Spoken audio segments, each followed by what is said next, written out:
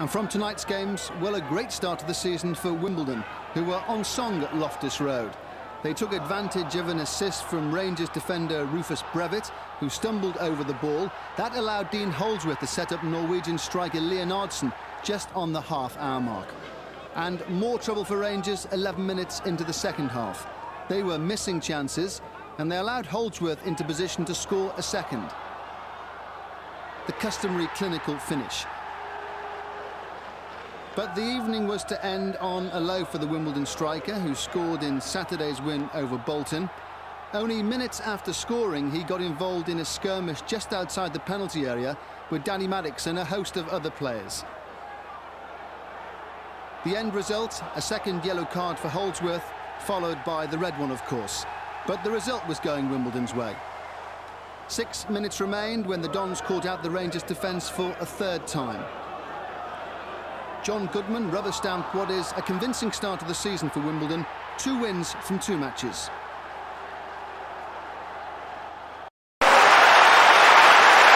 May only be Wimbledon, but certainly the Old Trafford crowd are getting behind the teams. And a real atmosphere inside the ground. This is Roy Keane. Scholes quickens up the pace. Keane again. Lovely finish from Roy Keane. Roy Keane takes the tributes, but that really was an excellently worked team goal.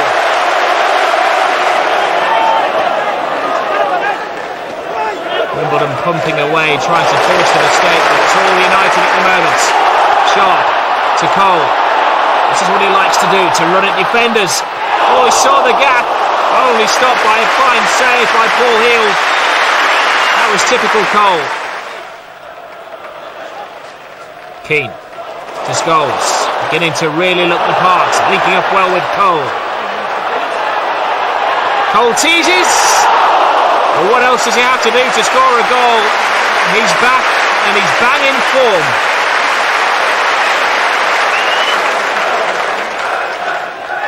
Owen. It's Scholes, great save again by Heald.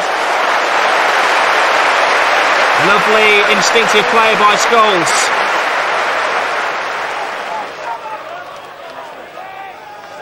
Cole, twisting and turning, he deserves a goal, he's got one! Not before time. Andy Cole in for the first start of the season, and he's really looking sharp. Great ball through, only one thing in the mind of Andy Cole, the one thing he's best at, and that's scoring goals. 2-0 to Manchester United.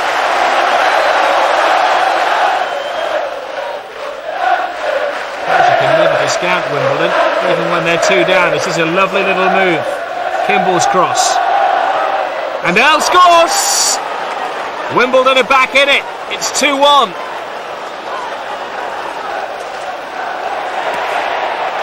They're beginning to spread a little as Wimbledon go for the equaliser, but this is Ryan Giggs looking for United's third. Now Lee Sharp. Sharp's grass cutter, and it's Roy Keane who makes hay. Keane's second goal of the game, United's third. The goalkeeper for once couldn't hold it, and Roy Keane was on hand.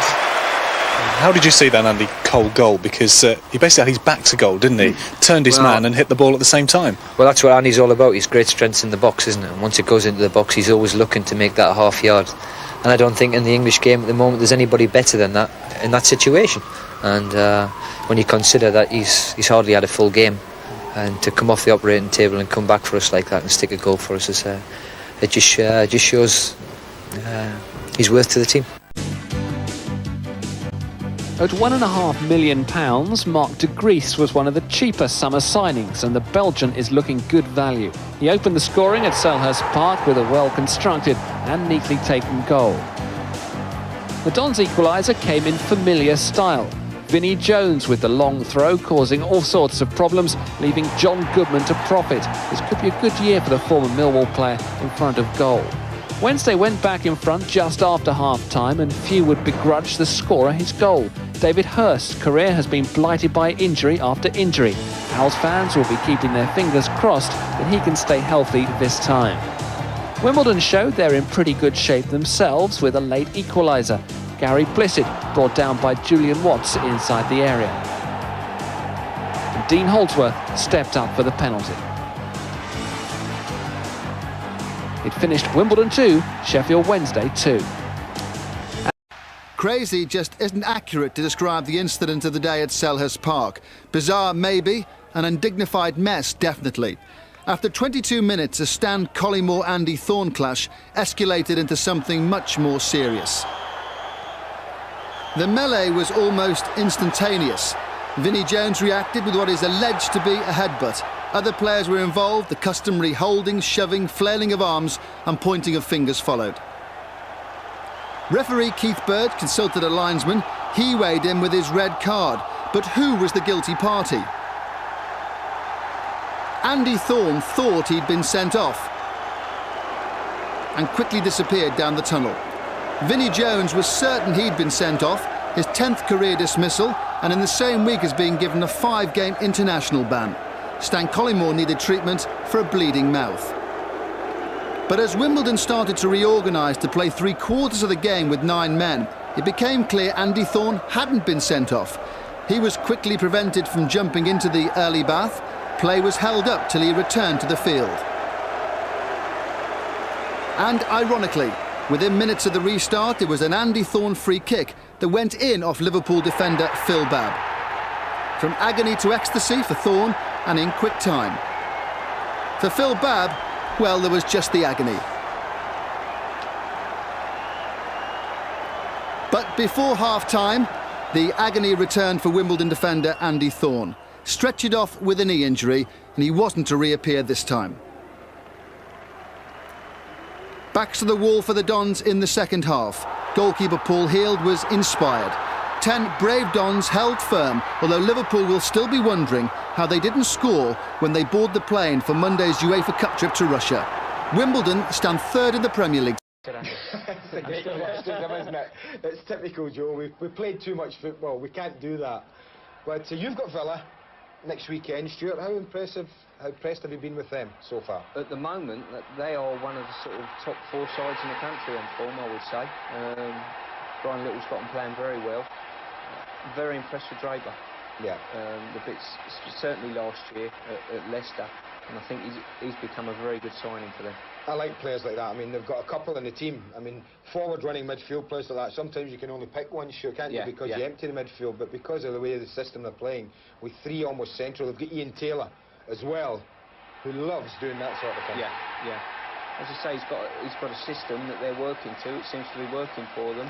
They're playing some good football, winning matches, and bringing the crowds back in at Villa Park. I just wanted to mention a mate of mine, a great man, Dwight York, involved in both the goals. Two wonderful setups. That one, a beautiful little cushion pass. I think he's a big reason why Villa are doing so well just now. I think Dwight York is playing at the top of his form, scoring goals, creating goals, and an excellent player. And then the first goal was a great example of that.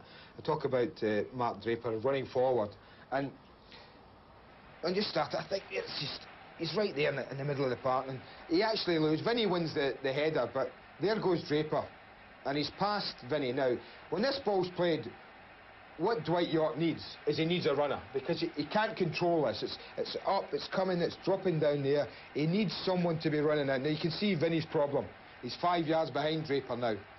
The run is perfect. The fullback's been drawn out ball side. York does what he had to do, win the header. Good jump. Villa went into this game determined to keep their 100% home record. It was Dwight York's head down which provided Mark Draper with the first after 7 minutes. York had a part in the second. His neat side foot reached Ian Taylor, who made it 2-0. Turned up to watch, but those who were at Selhurst Park won't forget this game for a while, especially those across from southeast London. Dean Holdsworth's goal was straightforward enough. Charlton's equaliser from the on-running Peter Garland offered a big clue to the defending and the goals to come. The star of an extraordinary game was a player described by the Charlton manager Alan Kirbishley as the best teenage player he's ever seen. 18-year-old Lee Bowyer was just beginning his night's work. There were 20 minutes remaining when Marcus Gale flicked on a corner and Dean Holdsworth picked up the pieces for his second. Yet 5 more goals would follow. Wimbledon had to attack. Robbie Earle's enterprise and persistence took him into the penalty area, and Wimbledon had recovered the lead. Enter Bowyer, whose future in the game was threatened when he failed a drug test last season. It's a distant memory now. Carl Lieben put himself about to rough up the Premiership defence. Bowyer's shot hit the bar, but bounced over the line.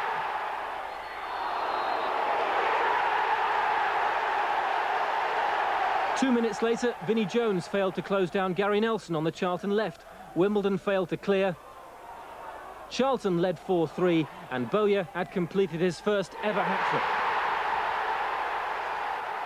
It got even worse for Wimbledon. When Kim Grant, the substitute, received the ball wide on the right, not many would have backed him to score, but it was that sort of match. Grant dashed into the area, and Charlton led 5-3. Still, the scoring hadn't finished. From the remnants of another Wimbledon corner, Kenny Cunningham made a break for it down the right. Andy Clark drove the ball in. A great win for Charlton, but they know there's still work to do. They won 3-1 at Swindon this time last year and still went out in the second leg. Just some of last night's action, and still to come we have a special report on Wycombe Wanderers' match against Manchester City. But Ian, 9-goal thriller there at Selhurst. Yes, extraordinary, wasn't it? It was extraordinary, the colours they were wearing, because normally Charlton are in red, aren't they? Yeah. And Wimbledon in blue. Yeah. And what were they doing playing in? They're the crazy gang, Ian, eh? you know. That's why they call them the crazy gang, you know. Crazy for the watching public. Yeah. I mean, I was looking at it thinking, you know, they're doing well, aren't they? Yeah. I mentioned, Gabriel Clark mentioned in there about this boy, Lee Bowyer. Yes. I mean, he does look very special, doesn't he? Well, that's 8 goals this season already for him, and I mean, it's pretty... Oh, that's twice the goal he scored against Liverpool in my book.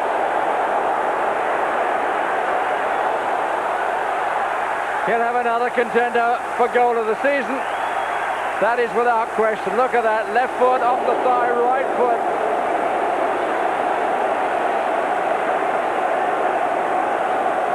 Absolutely superb.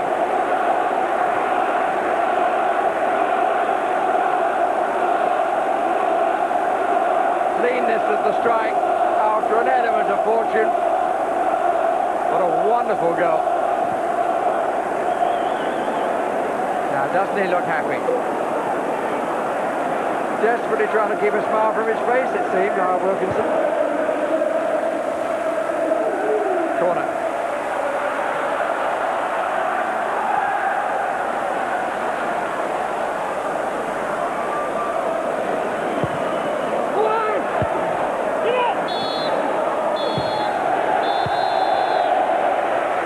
Four goals in the half. This is the manager who's winning. And this is the man who's made that the case, with 2 of the goals after Palmer had opened the scoring in the 32nd minute. Wimbledon thought they'd made their way back, but the road now is going to be really very, very difficult. Dean Holdsworth has claimed his 6th goal of the season. Carlton Palmer got his first. And Tony Yeboah starts the second half looking for double figures. He's on 9.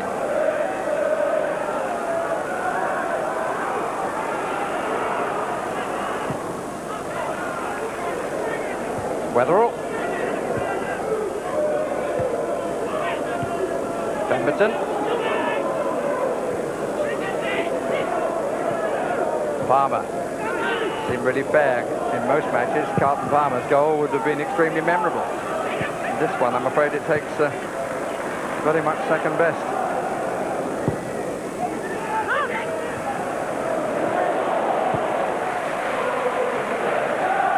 Well, I wonder if their form is confusing their manager. Certainly they've returned to the form of the first 3 matches. Dean. suits him much better.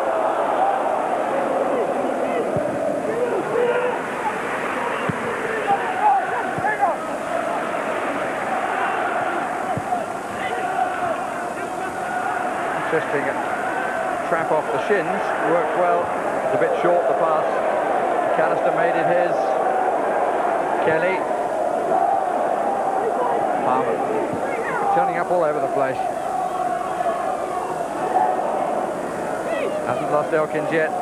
Kelly. Completely fooled Gale. Oh! Good save, but he had to move a lot. Stiff ball heeled.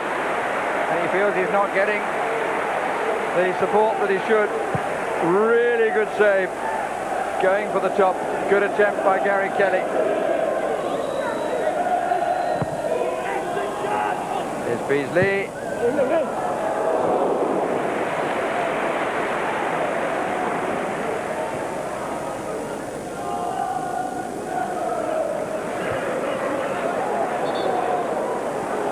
Wimbledon's free kick.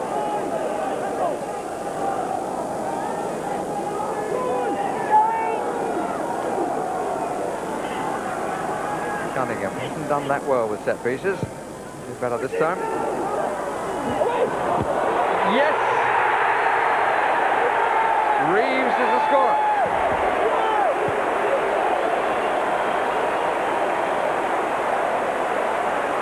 Well, all credit to Wimbledon. A couple of ricochets. Gale, who picked it on, came off Carlton Palmer, straight to Reeves, who buried the header.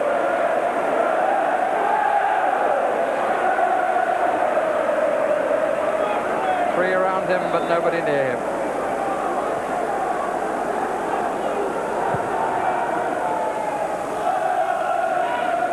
Holdsworth, bit of pulling by Weatherall.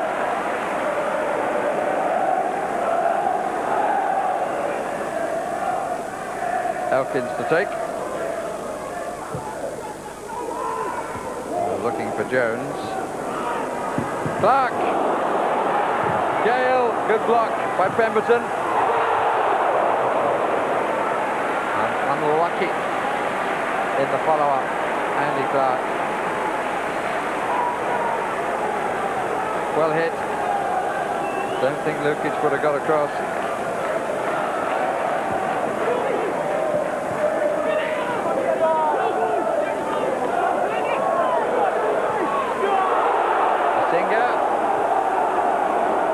Dean in the middle. Masinga. Oh, he actually lost control. And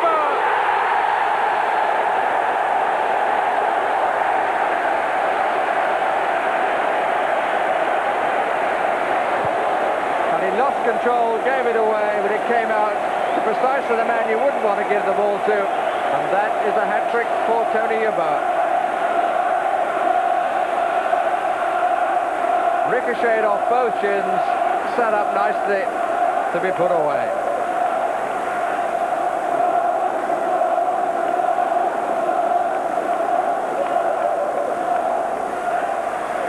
It's a lovely smile, and he's a lovely player. 4-2. Elkins gives it to Palmer, who can finish what he started. He's taking an eternity.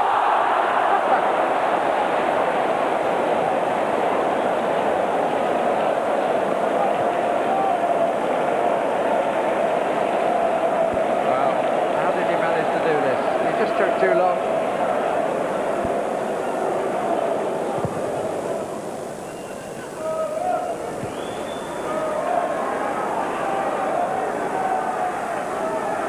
McAllister.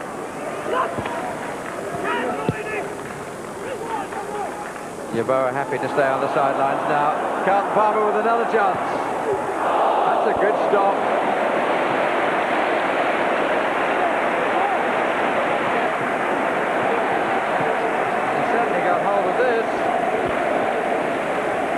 Number of good saves as ball healed. Could have been many more.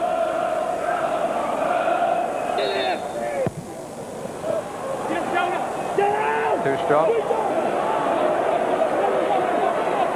Here's Dean.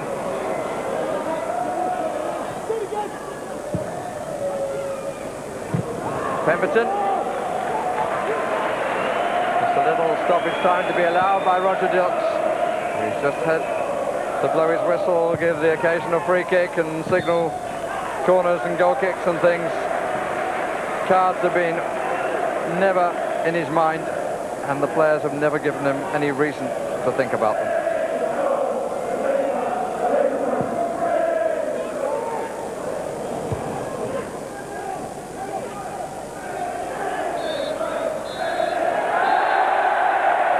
Well, it looked Leeds match from a very early stage, and so it proved to be spectacularly, with a hat-trick from Tony Yeboah.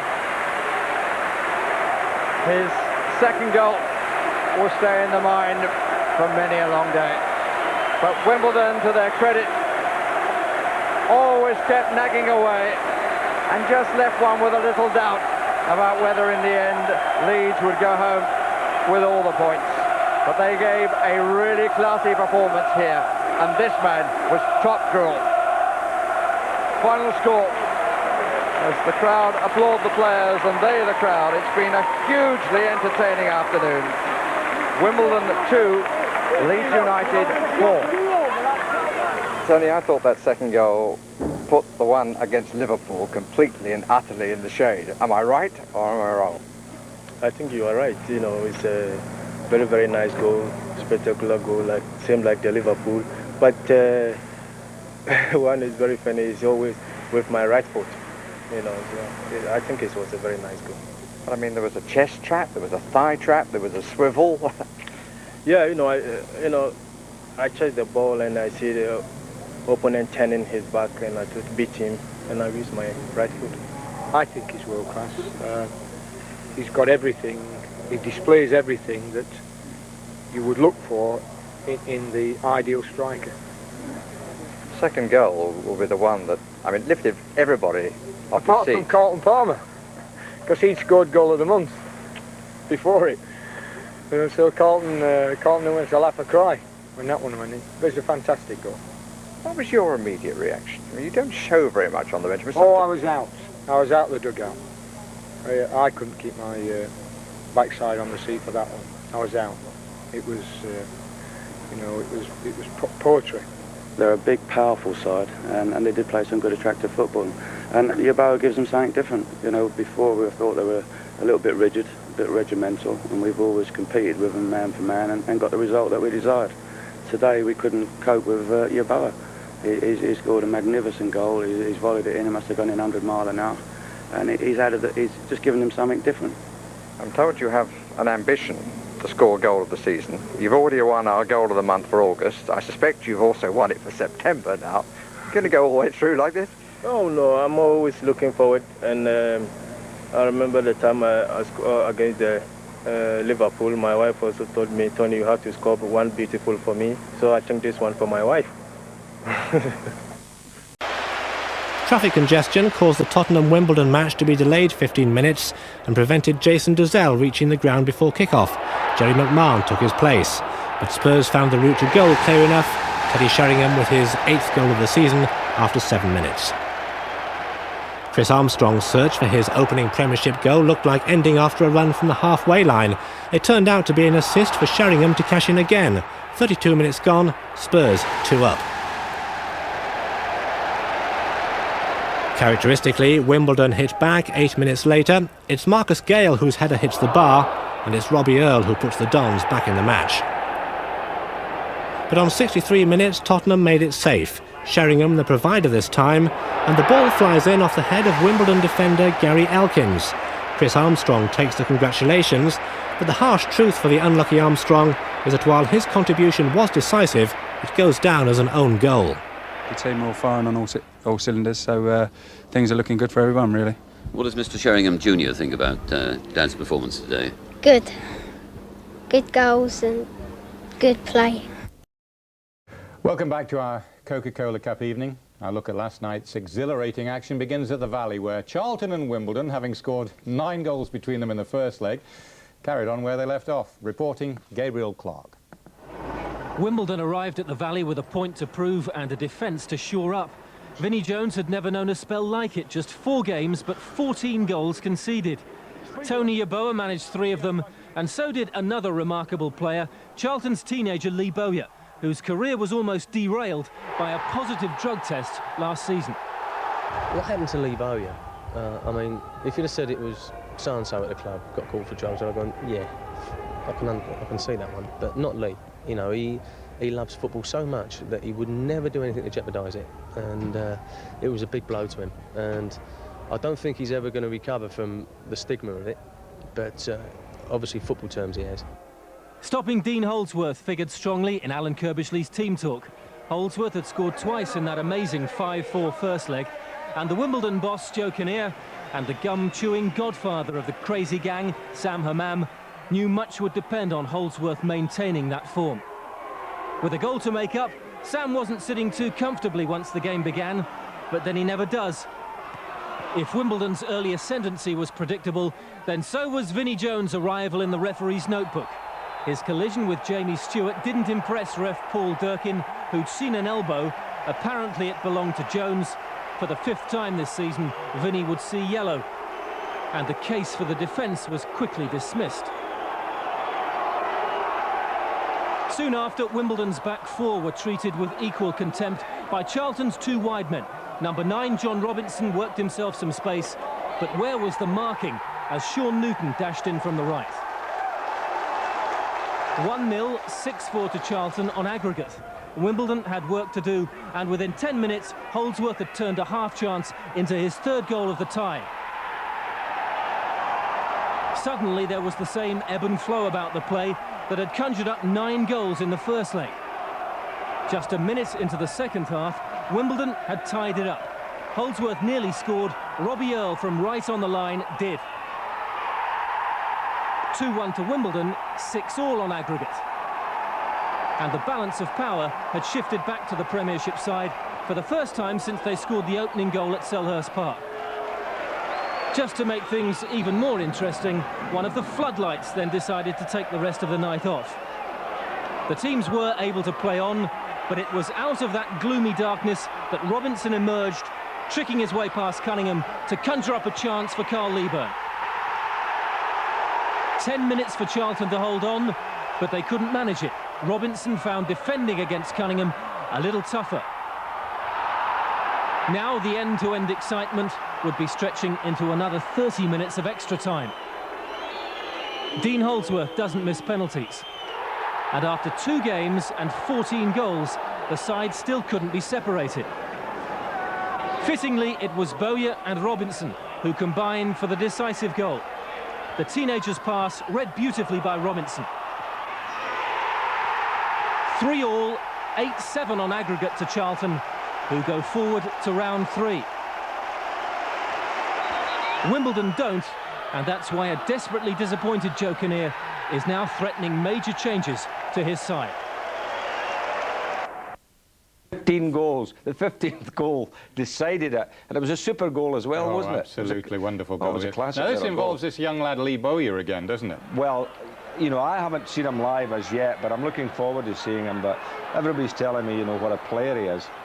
So I mean, some magnificent football. Look at that ball there. Wasn't that a super ball? But what a good finish too. You know, just lifted it over the goalkeeper, bent it in the corner. I'm delighted for Charlton because, you know, they've got their lovely little ground sorted out now. They're getting, you know, good gates, and they've got good young players. Let's hope they can keep holding on to them. Alan you know? Kirbishley, the manager. Well, Alan's saying he doesn't want to sell any of his players. And really now, as I say, they've got all the things sorted out with the stadium and everything else. And they've been battling in the last few years, getting nearly there. This could be their year to get Different promotion. story for Wimbledon, Ian. Joe Kinnear saying, because he's had a lot of patience with his lads, but he's actually saying time to chop and change maybe. Well, maybe the crazy gang have been together, a lot of them, just too long. And again, maybe it needs a bit of a shake-up there. And Joe's a man to know that. He'll know what he can do. Wimbledon's impressive start to the season has been waning. And at Selhurst Park, they were facing West Ham, whose confidence has been growing after a 4-match unbeaten run. The highlights come from John Helm. Comes out for Hughes. And that's a lovely ball in here. What a superb pass that was. And Heald, it's a goal. Tony Cottee for West Ham United. minutes played in the second half. No change to the scoreline, but Wimbledon showing a little bit more enterprise. McCluskey comes for it, doesn't get there, and Martin was in here, and it's all off the crossbar. So unlucky, Robbie Earl. Goes Slater, puts it in here for Cottee, and Tony Cottee can't beat the goalkeeper. That would have wrapped it up. Paul Hill saves with his legs. Well, the match should already belong to West Ham with the chances that they created. They're really stroking the ball around audaciously. Oh! Dowie there denied by Paul Hill.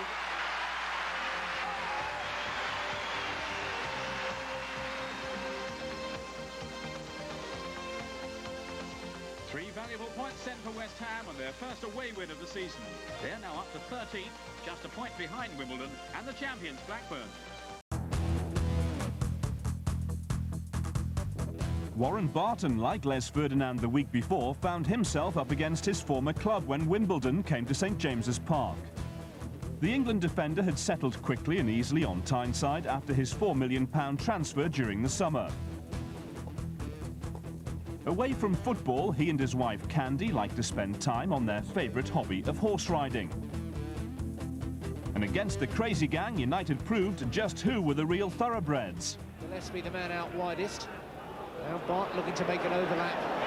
Gillespie's crossing. And that's a fine goal and a fine header. Steve Howie on the end of that one.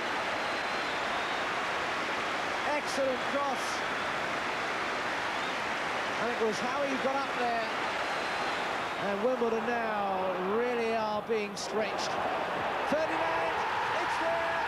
This time, seventh heaven. 7 games in a row. That man Les Ferdinand on the mark again. Gillespie again. Looking for Ferdinand. It's there. Nothing Hill could do about it. The service this time from the other flank from Gillespie. Hill challenged. The ball seemed to take ages to make it into the net. Keeper. Now what will the referee do here?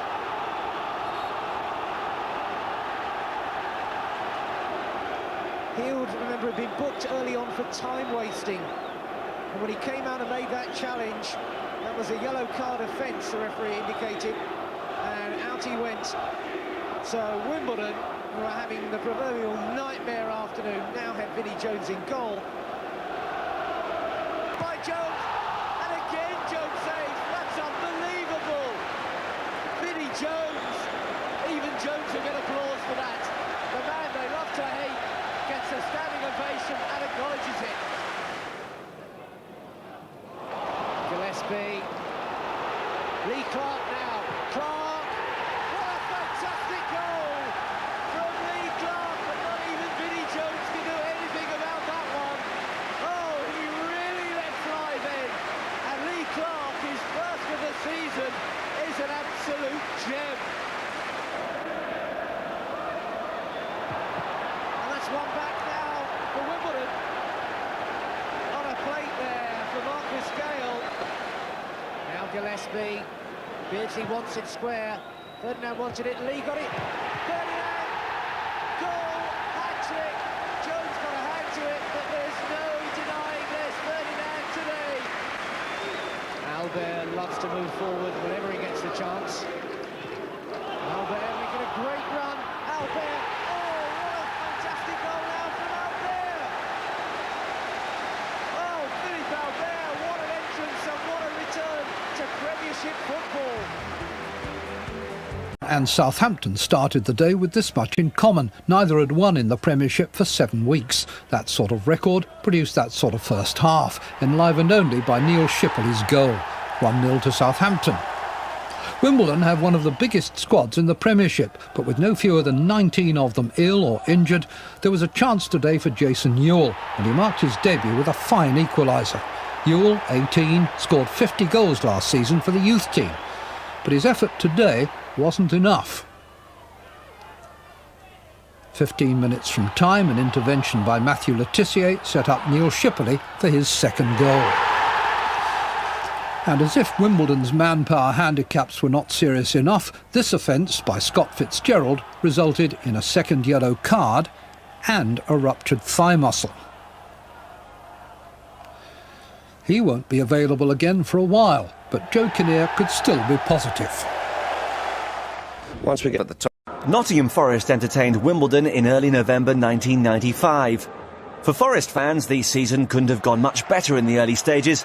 Their side could go third if they beat the Dons, they'd progress to the next round of the UEFA Cup after knocking out Auxerre, and they were still unbeaten in the Premiership after 11 games. It was a very different story for Wimbledon. They'd lost their previous 6 league games, conceding 18 goals along the way, and were languishing in 17th place in the league. Forest manager Frank Clark kept faith with the same 11 that had drawn 1-1 with Queen's Park Rangers in their last league fixture. Old heads Stuart Pearce, Steve Chettle and Colin Cooper provided great experience at the back to complement the skills of Dutchman Brian Roy in attack. Joe Kinnear made 3 changes to the Wimbledon team that had lost at home to Southampton. In came Simon Tracy in goal, Andy Thorne in defence, and Vinnie Jones in midfield. He captained the side. Out went Paul Heald, Scott Fitzgerald and Stephen Tallboys. Paul Alcock was the man with the whistle. Your match commentator is Peter Brackley.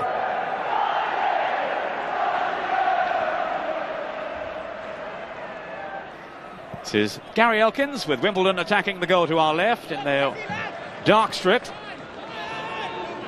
Forest, of course, in their famous red tops. Des Little, who's been playing so well at right back for them this season. Leonardson with the cross. Or rather, Elkins with the cross. This is Stuart Pearce, captain of the Forest team. Roy making the run through the middle. Here's an early chance for Forest. It's a good tackle though by Chris Perry. And my word, it was a vital one too. Repercussions among those Wimbledon defenders. They got their bearings totally wrong then as Roy outpaced them and outthought them too, but he couldn't find the right finish.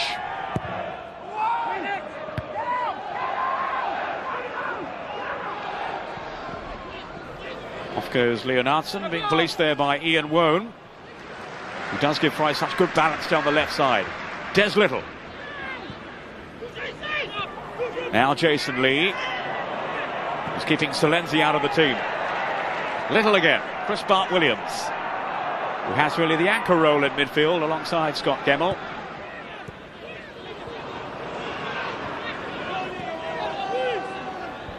Kenny Cunningham up towards Holdsworth, and he was tagging there with Steve Chettle, and referee Alcock has blown in favour of Forest. Cunningham with the back pass, and Simon Tracy with his first touch. He had been Sheffield United's first choice at the start of the season, but then lost out to Alan Kelly. Now here he is on loan, and he might be called into the action now. There's Brian Roy with a shot, and it wasn't far wide either.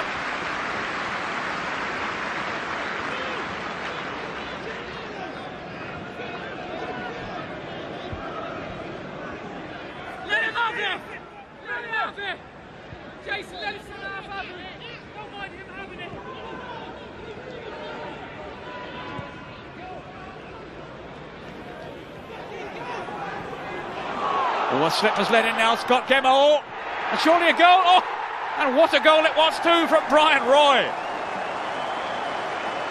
An audacious piece of finishing by the Dutch maestro, and Nottingham Forest have the lead. All stemmed from a mistake by Leonardson, tangling there with Scott Gemmell, whose persistence kept him going, and no one has picked up Brian Roy. But having said that, it was such an elegant finish. 9 minutes gone. And the confidence there of Brian Roy was simply devastating. Oh, what a goal.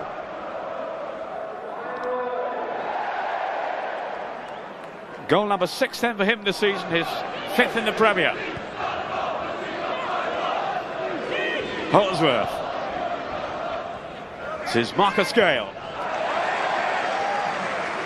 Good strong harassing though by Des Little, who really has improved enormously over the recent seasons, since drifting out of the game into non-league football for a while. Brian Roy, a star in the past, of course, with Ajax and with Foggia in Italy. Here's Jones, one of those prodigious throws of his. Stone with the clearance. Well knocked on by Lee to Brian Roy. Barged aside by Elkins. Nothing wrong with that, though. Well, no, in fact, the referee has given the free kick. I thought it was shoulder to shoulder, but referee Alcott didn't see it that way.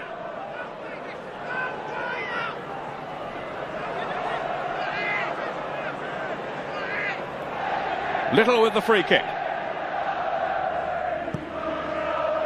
He'll look for the strength of the end of Jason Lee, but he was impeding then as he clashed with Andy Thorne. Jason Lee, who's been quick to point out he doesn't consider himself a replacement for Stan Collymore, or for that matter just a stand-in for Kevin Campbell till he's fit again. He feels he deserves his place on merit. And in fairness to him, he has been playing well.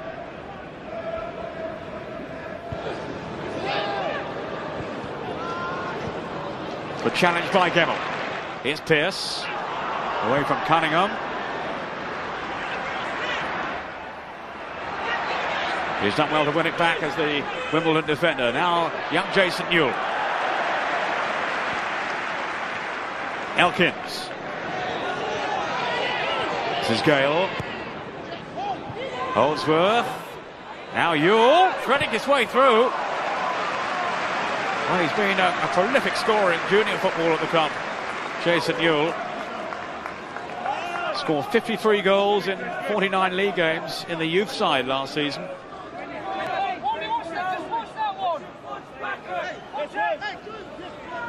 Elkins then with the corner. And Wimbledon have responded with a goal from Vinnie Jones. A perfect reply from Wimbledon.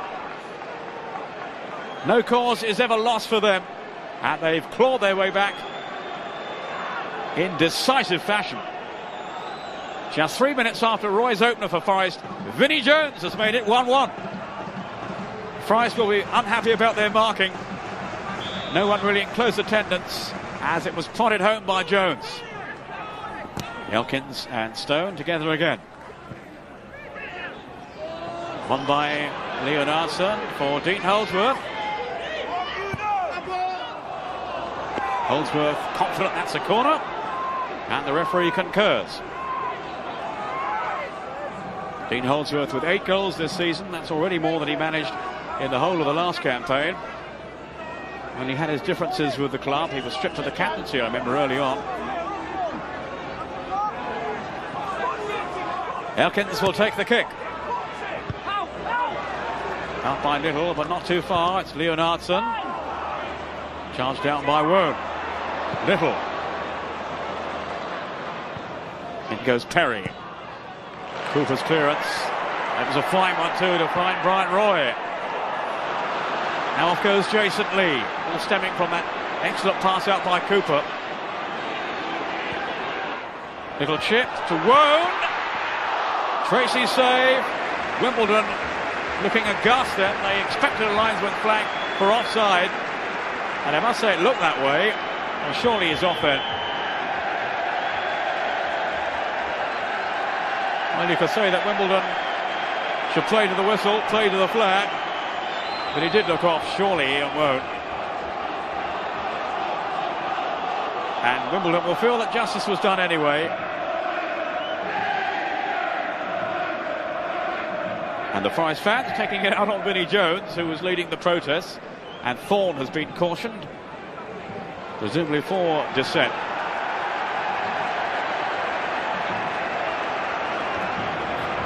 Yeah, Jones as well. Now is Earl getting involved too? This is all rather silly. Well, now Forest have a free kick just outside the penalty box. And it's certainly within range for Stuart Pearce. Will this be another of those thunderbolt drives of his?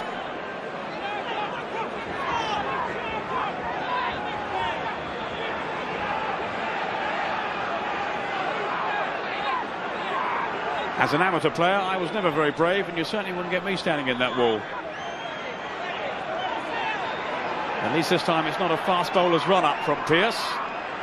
Referee Alcock just making sure the wall is the requisite distance away. Shettle has placed himself just in front of it. Another thumping shot from Stuart Pearce. And these venomous drives of his are so hard to defend. Defenders converging on him, but such is the force of the shot, it's whistled past Simon Tracy. And by the time he'd reacted, it was already in the back of the net. 32 minutes gone, Forest 2, Wimbledon 1.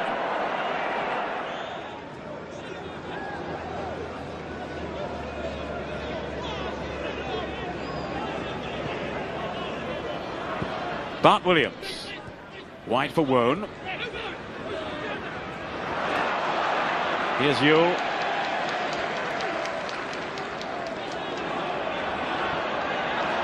Wrapped straight into Gemmell. There could be problems now for Wimbledon. He's got Wone here. Wone with a shot off the bar. Stone coming in. Couldn't quite capitalise on it. Another escape then for Wimbledon. Wone with a shot against the crossbar. Leonardson on the break for Wimbledon. But offside against Robbie Earle. But certainly they were sliced open then, Wimbledon. A flowing, cohesive move from Forest, and almost finished off by Ian Wone. Wone's pass to find Steve Stone. Now Little. Spun away off Elkins. Lee to Bart Williams. No, he's left it for Pearce. And it was fierce from Pearce yet again. Does love a crack at goals, Stuart Pearce. Certainly relishing Forest's European campaign for all his years of service. He's never featured in club football in Europe before. Cooper almost let in Earle there. Pearce combining with Roy. Oh, and some nifty footwork then by Roy until he's confronted illegally by Jones. He's already been cautioned. And it's a red one now. And Vinnie Jones, for the 11th time in his career, has been dismissed. And you can't really feel that he has any cause for complaint. Maybe Joe Kinnear will, but yeah, it's a rueful smile from the manager. Roy was away and he was clattered by Jones. Jones was also sent off in the game against Liverpool earlier in the season, but that one was overturned and made into a yellow card on appeal. When it did transpire, there had been mistaken identity. In fact, Thorne was sent off. He came back on. I don't know what Joe Kinnear made of all that, but he's certainly got problems now. It's back to the drawing board, Joe.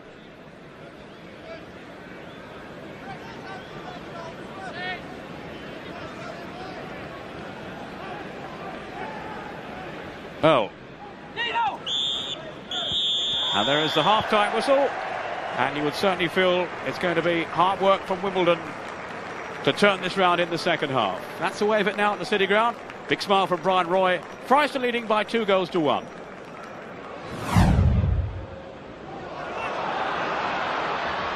Perry with the back pass.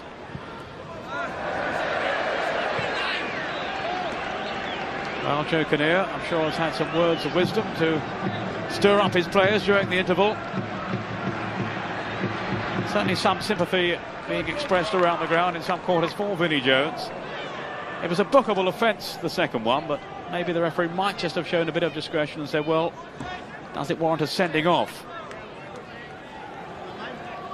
It certainly put a damper on Wimbledon's plans, on their tactical plans for tonight, without the hard tackling Jones in midfield, and they'll miss his long throws too.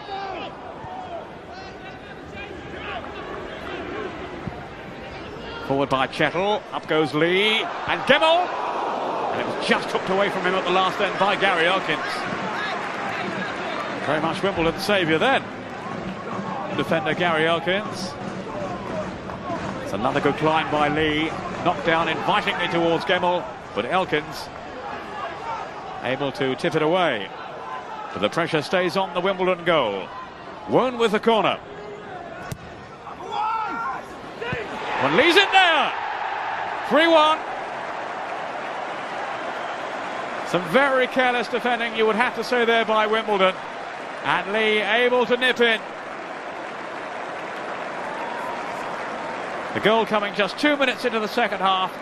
Curled over there, the corner. And, well, no one in a blue top has managed to get to it before Jason Lee. And there were certainly plenty of defenders around.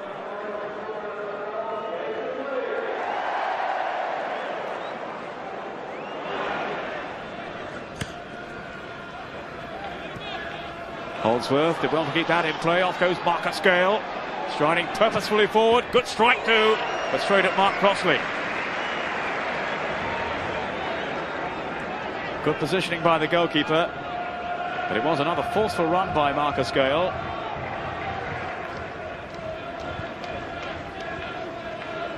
Stone hugging that touchline, and he's in full flow here, away from Perry. A little injection of pace. Here's Jason Lee. His first touch maybe just not true enough. I think he'll be the first to admit that. But what a great break then by Steve Stone. Bursting past Chris Perry. He's a lot quicker than he looks, Stone. And he's pulled it back invitingly for Lee. Again, the marking is not too tight until he is eventually closed down by Thorne. Leonardson alongside him. He's got Gale away to his left. Holdsworth through the middle, and young Jason Newell. Here is Gale again, looking to extend as little. Up goes Newell.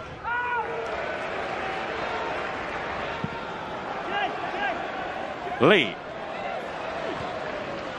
Swapping passes with Steve Stone. Gemmell, who's become a central figure now in midfield, Gemmell, since the departure of Lars Bohinen. Here's Pearce again. On for Brian Roy. Offside. For a moment then Roy thought he'd scored again. And the linesman absolutely right. Certainly Brian Roy was offside, probably Lee as well. Holdsworth. This is Gale. Leonardson making another promising run forward. Still Leonardson. And he's forced the corner.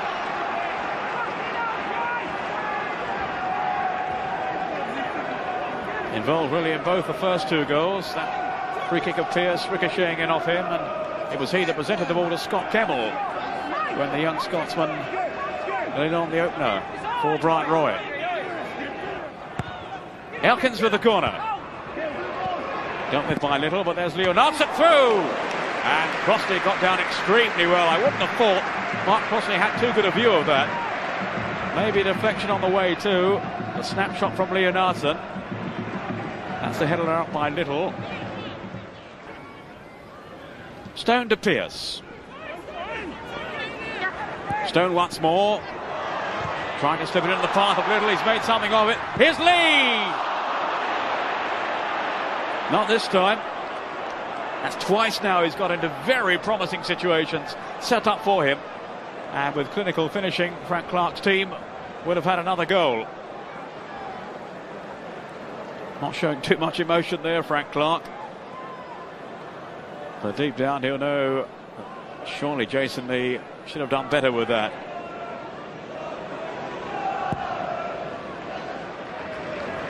Now Mick Harford is going to come on. Now 36 years old. In fact, it's a double substitution. Marcus Gale is going off, so is Holdsworth. And Andy Clark is the other substitute.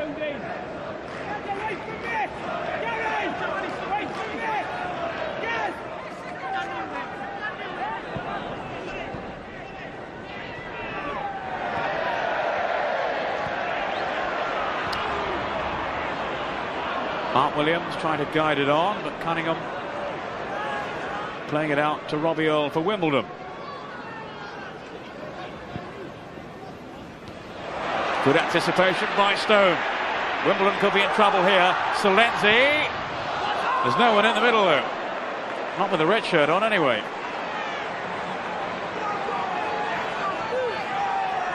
Maybe Salenzi had more time than he thought then to look up and see what was available in the middle. Certainly were players coming in. This is Andy Clark. Gary Elkins. Clark continuing his run. But there's Cooper to cover. Cooper, of course, who made his England debut in the Umbro Cup back in the summer.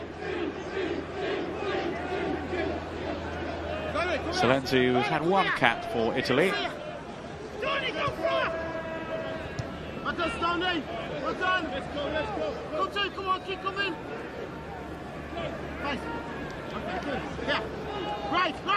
Elkins with a throw then for Wimbledon.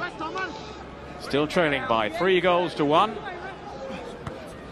And not offering really too much of a sign that they can pull it round.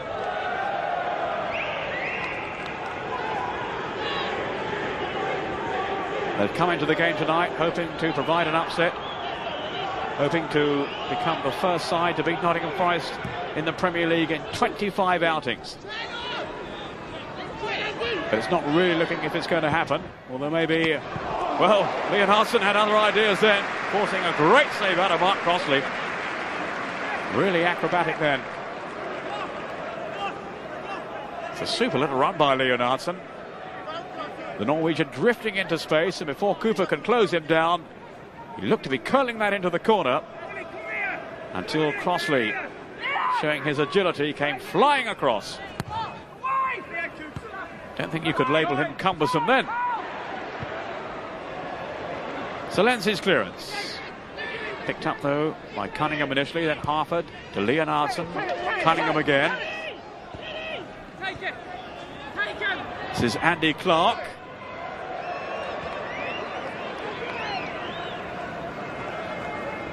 But it needs a much better service than that if Wimbledon are to extend Crossley again.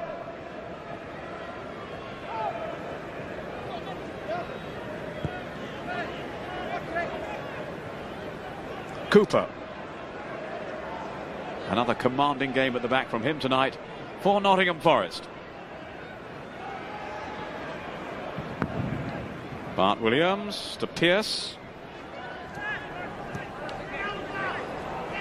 This is Wone.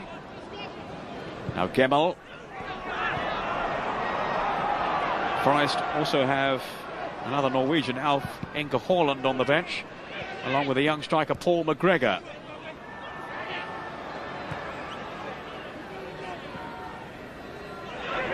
Pearce. Roy was the target. And how tidily he controlled that then. Little chip through for Salenzi. And also for Stone. And there's Gemmell! 4-1. Such a well-constructed goal then by Nottingham Forest. And no wonder there's a beaming smile from Scott Gemmell.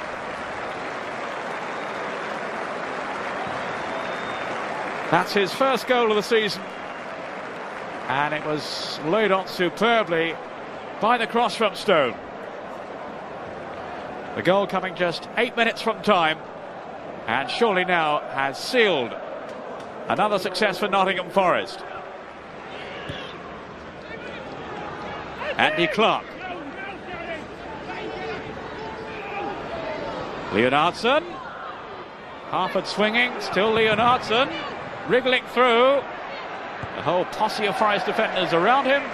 And eventually it's cleared.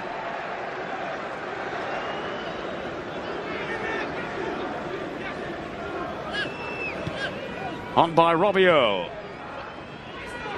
Stamped out by Little. This is Steve Stones. Beavering away.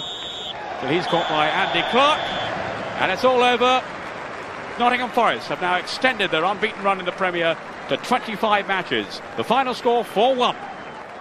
An impressive win for Frank Clark's team that suggested they possess the credentials for a title challenge. But after a season of great early promise, their long unbeaten run came crashing to an end when they were thrashed 7-0 by Blackburn in their very next league fixture. Forest eventually finished the season in 9th place, which after such an impressive beginning was a disappointment for their supporters.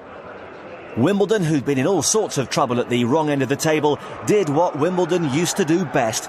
They battled and scrapped their way to Premiership safety, finishing the season in 14th position, 3 points clear of the drop zone.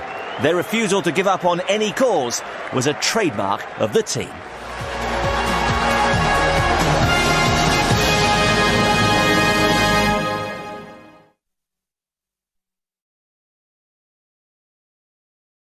With only 9 points in the league table, Coventry needed to score goals and get points. This they did against Wimbledon in an astonishing comeback to snatch a draw from a game in which they finished with only 9 men on the field. We'll get a retake at that corner after Robbie Hall heads it wide.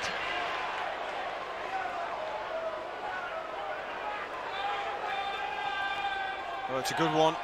Oh, and the keeper's fisted it into his own goal. Paul Heald.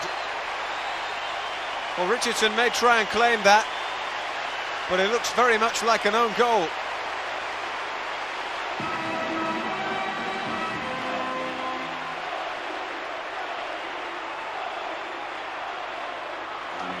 It is a menacing corner to deal with, but that really is desperate goalkeeping. Good ball in by Hall. Still a chance for Coventry. Telfer. And Love. Still and Love. Support from Richardson, just wide.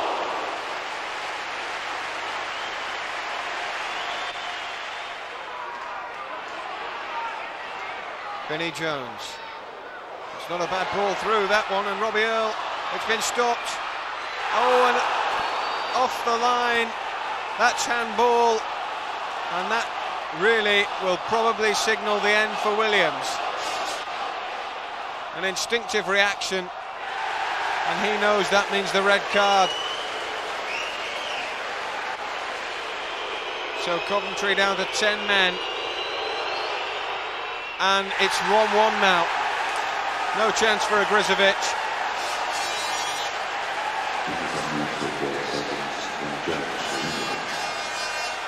Good penalty by Jones.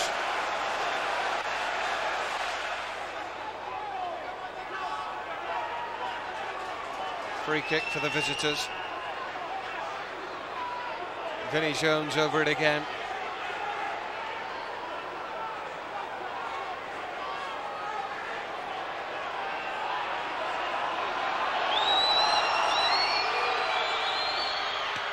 Driven in by the fullback, half cleared, chance again, saved Agrizovic.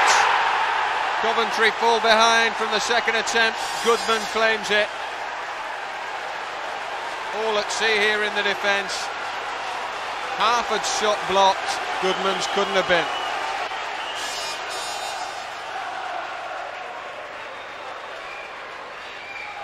Coventry with it all to do, Telfer's ball in.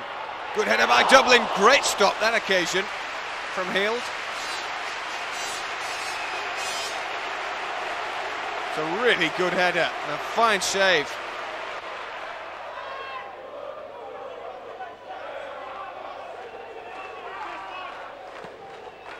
Vinnie Jones, he's put that right under the crossbar. Agrizovic fists it away, but it's in again. Leonardson.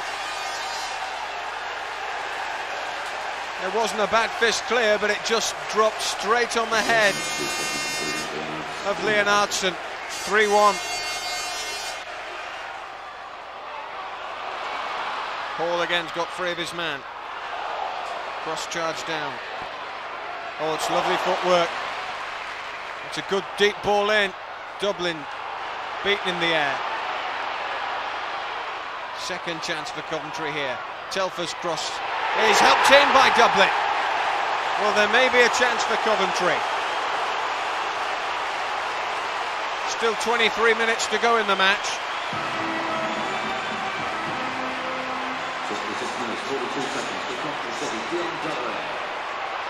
Good finish on the volley, it was unstoppable.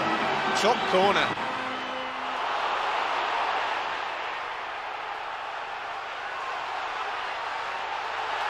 Shaw brings down Earl. Well, he felt his shirt was being pulled. He's going to get the yellow card, the Coventry defender.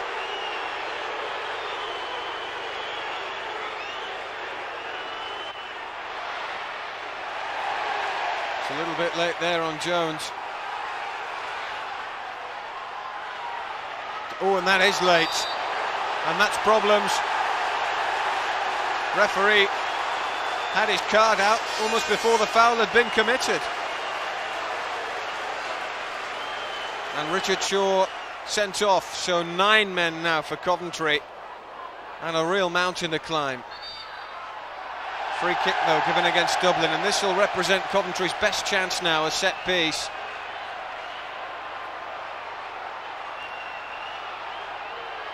Richardson takes it. Oh, a free header and a goal!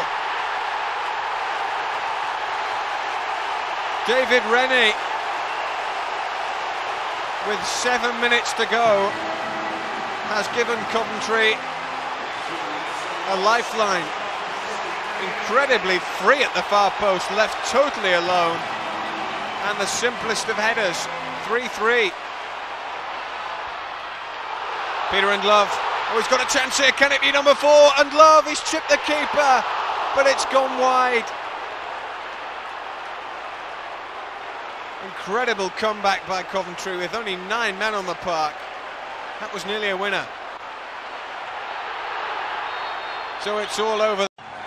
A clash of styles as Newcastle United arrived in South London for their FA Premier League fixture against Wimbledon. The Dons hadn't won in 10 games and had slipped into the bottom 3. Newcastle, by contrast, were unbeaten in 14. Another win, and they would move 7 points clear at the top of the table. Andy Pearce was making his 3rd appearance for Wimbledon since his £600,000 move from Sheffield Wednesday. He was joined at the back by Kenny Cunningham. Vinnie Jones and Andy Thorne were out with flu. Joe Kinnear selected a 4-man attack. John Goodman, Dean Holdsworth, Efan Ikoku and Mick Harford all looking for goals. Newcastle United's Darren Peacock was in a rich vein of form, so Philippe Albert had to settle for a place on the bench. Kevin Keegan named an unchanged team. His only doubt had been Les Ferdinand, but he'd recovered from a head injury. Warren Barton was making his first appearance against Wimbledon since his £4 million move in the summer. Your match commentator is John Champion.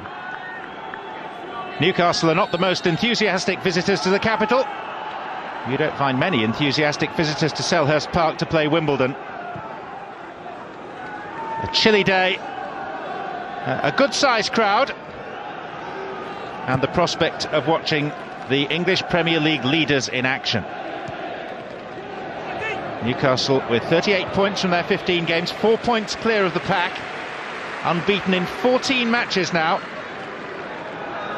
And that solitary blemish on their record, the one defeat at Southampton to that Jim Magilton goal back at the start of September.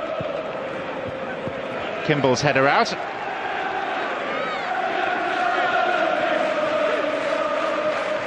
Robbie Earl. Wimbledon, by way of contrast, have not now won in 10 games. 2 draws and 8 defeats. And results yesterday dropped them into the bottom 3. There's Andy Pearce's header, helped on its way by Kimball. Now Leonardson.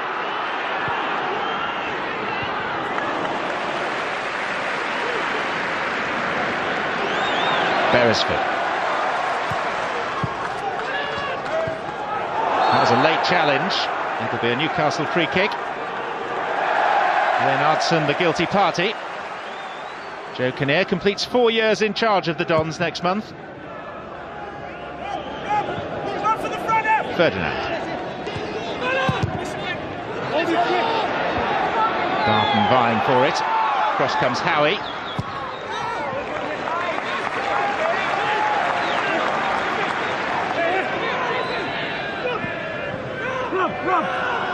Earl. Kimball. It's Peacock. And then Barton failing to control. Warren Barton making his first appearance against his former club.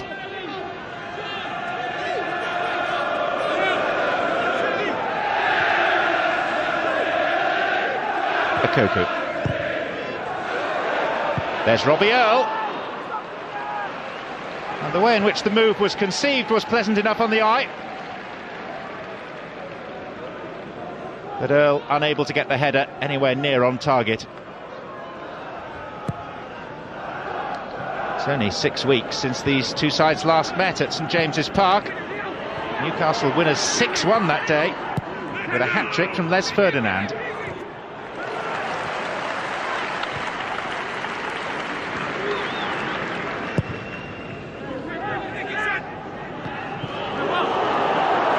Ferdinand. Beardsley. And Beardsley letting fly. It was always swinging away from goal.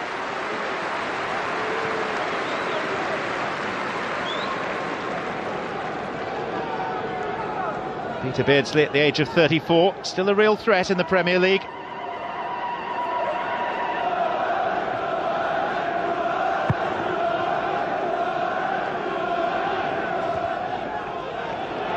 Leonardson. And there was Okoku arriving at pace. And therein lies the danger for Newcastle.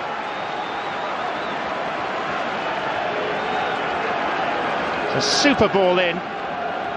Delivered diagonally by Leonardson, and Okoku just having to stretch.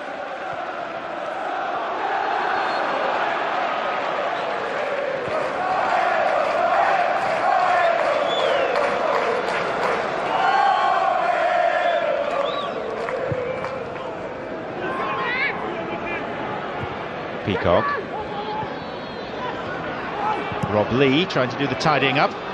Cut by Lee Clark. Here's Holdsworth. Earl. MacArthur dallied on it. Now the break's on. Beardsley. Beresford. Ferdinand! It's taken 8 minutes. Les Ferdinand bags his 19th goal of the season. And we're still 3 weeks short of Christmas. All stemmed from the loss of the ball by Mick Harford, deep inside Newcastle territory. Beardsley to Beresford. And a resounding finish from Ferdinand. Typical Newcastle. What a season they're having. And Wimbledon, whose bad run has stretched for the best part of 3 months, find themselves behind early. This is Goodman. It was too high for Harford, instead it was Leonardson.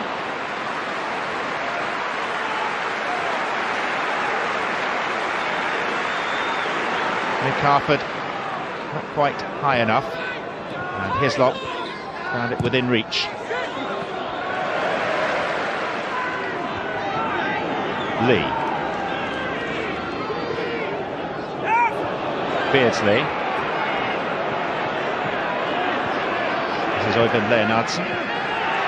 Alan Kimball, and Beardsley's got it back. Loitering with intent. Lee.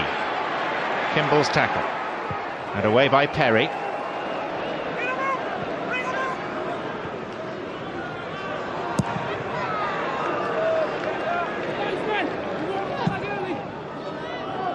The addition of Newcastle United to the list of clubs capable of winning the Premier League title has been a welcome one this season.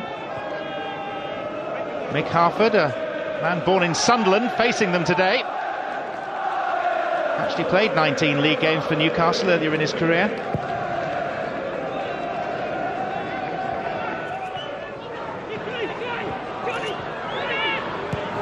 Goodman. And Holdsworth!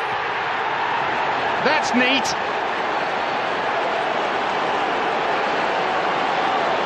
And it's also well deserved by Wimbledon.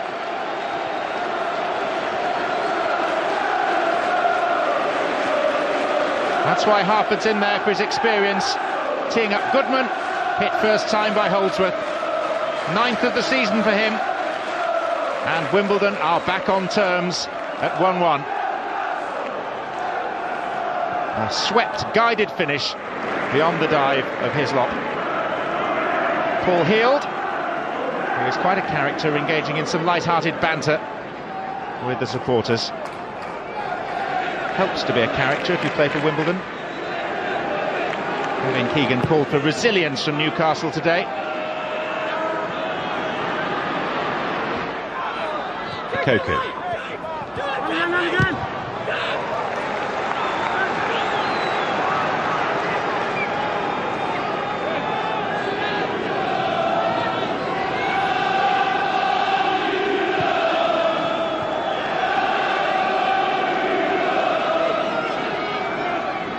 This is Kimball with the throw.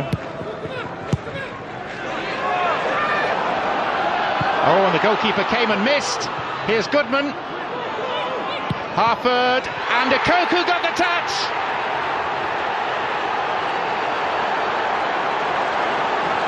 Harford is doing his best to try and persuade his colleagues that he should get credit for the goal, but the debit for the goal goes against the name of Sheke Hislop. He knew he would be in the firing line. There would be lots of high balls pumped into his direction, and he came for that one, missed it. It was returned with interest by Harford, but the final touch belonged to Efena Koku. Wimbledon have turned this game around and lead 2-1. And the touch was decisive.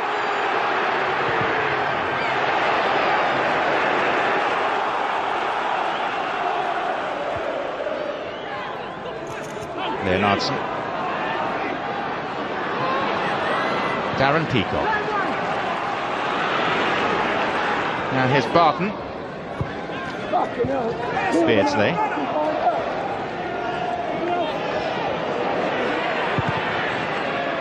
Lee.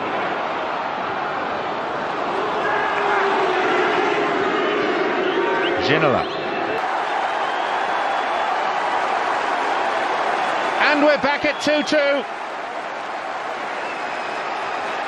Teasing cross in by Ginola, met on the volley by Les Ferdinand, for whom it's 20 goals in 20 games this season.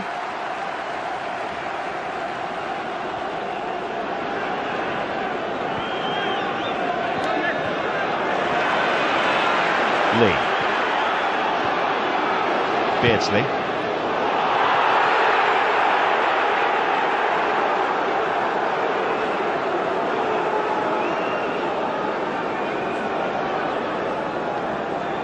Well, there are a few more reliable goal scorers in the English Premier League than Les Ferdinand. It's been the case for a long time now.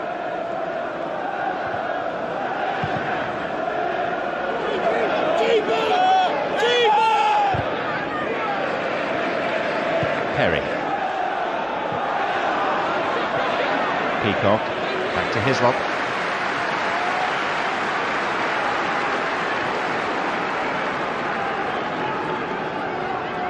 Newcastle's Achilles heel last season was their away form. They finished 6th in the end.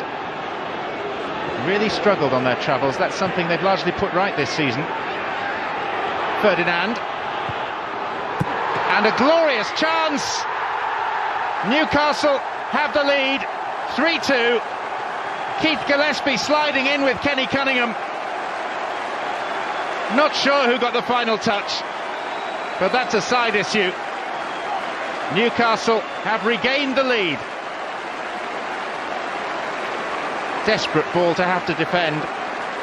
Out came the left leg of Kenny Cunningham, and that was the contact that took the ball in.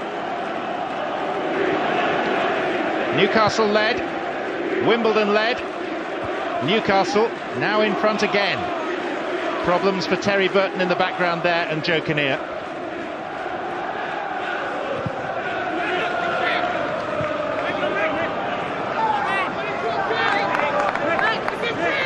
And it goes with the territory with Newcastle that you get goals and you get plenty of entertainment.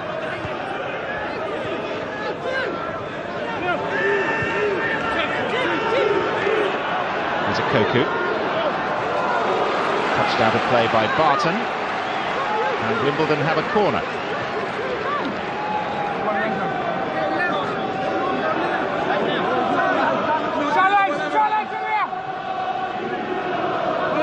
side exploits set pieces more in the Premier League than Wimbledon. There's the signal from Kimball. It's near post. Goalkeeper came again and didn't get close to it. And last of all, it came off Robbie Earle. Hislop a little fortunate in that he appeared to punch the ball against Earle, and from there out of play. But this is a tactic that's paying off for Wimbledon. It's one, of course, they use frequently. High balls into the opposition penalty area. And Hislop is looking particularly uncertain.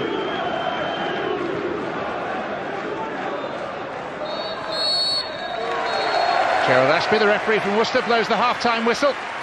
And what an entertaining 45 minutes it's been. Garnished by 2 goals from Les Ferdinand. Newcastle in front for a second time. Here at Selhurst, it's Wimbledon 2, Newcastle 3. Wimbledon get this second period underway through Messrs Earle and Holdsworth, trailing as they have done so often of late. They won 3 of their first 5 games to go third in the table. They beat Bolton, won at QPR, beat Liverpool, but since then it's been something of a struggle. Not helped by their inability to keep clean sheets, just 3 in 17 matches in all competitions so far this season. Kimball. Put away by Clark. Sam Hammam, the Wimbledon owner, has come down to the bench, as is his habit.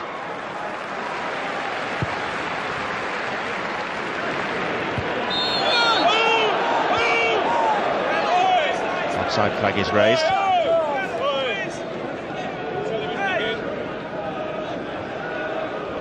Those 2 first-half goals from Ferdinand, making all the difference to Newcastle. Clark. Beresford. Ferdinand. Mistake by Kimball, comes to Lee.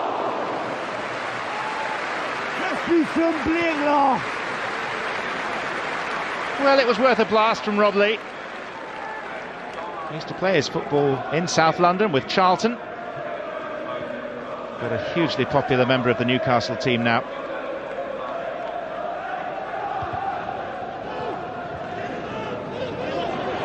Clark. Presented to Gale.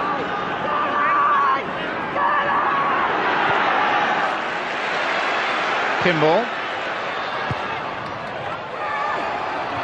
Harford beaten in the air. And the shot across the face of goal from John Goodman.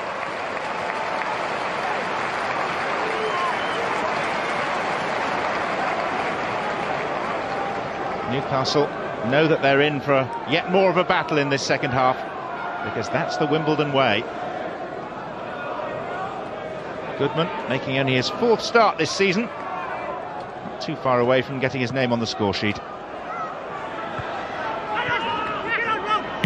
Earle. Peacock. Marcus Gale. On his outside is Kimball. There's Harford! It's an elastic save by Shaka Hislop. That old dreadnought of a striker, Mick Harford, whose physical presence is legendary, made meaty contact. 36 now, Mick Harford, with his 10th club in his 19th season.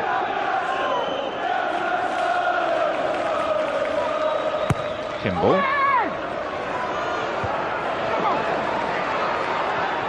Leonardson.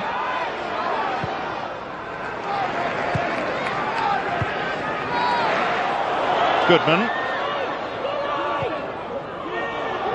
Kimball. There's Gale. Head out by Peacock.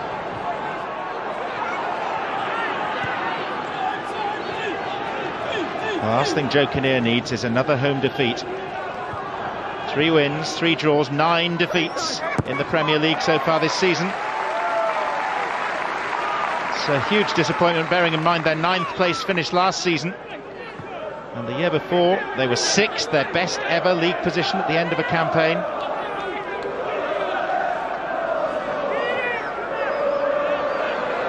And the plan this time round was to build on that. But they find themselves back in 18th place. Kimball. Holdsworth! Never write Wimbledon off.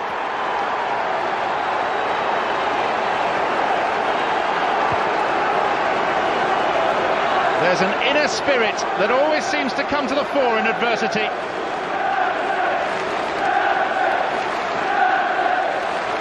Dean Holdsworth has bagged his 2nd, and the game is tied at 3-3. Harford with the assist, Holdsworth the finish.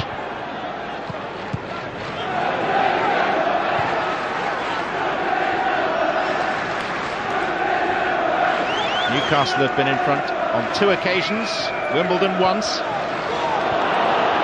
a winner from here if you can. Harford breaks for Beardsley. Ginola running at Perry, beyond Perry, shooting just wide.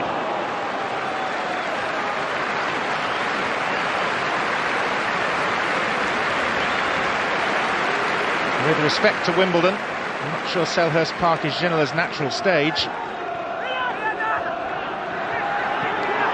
Harford, Leonardson. Through the middle was Goodman. This is Robbie Earle.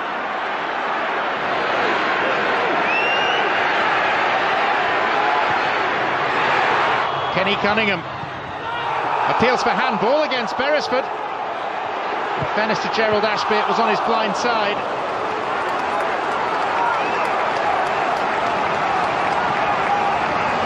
And Wimbledon looked across to the linesman, hoping for a decision from him. Difficult to tell from that angle. Kimball.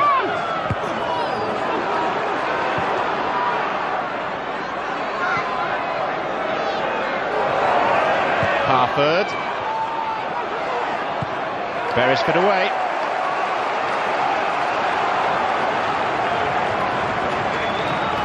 And this now becomes a test of the resilience and resolve that Kevin Keegan requested of Newcastle. 14 games without defeat.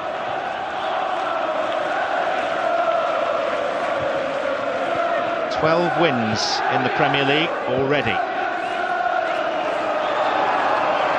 But it's Wimbledon who have the corner.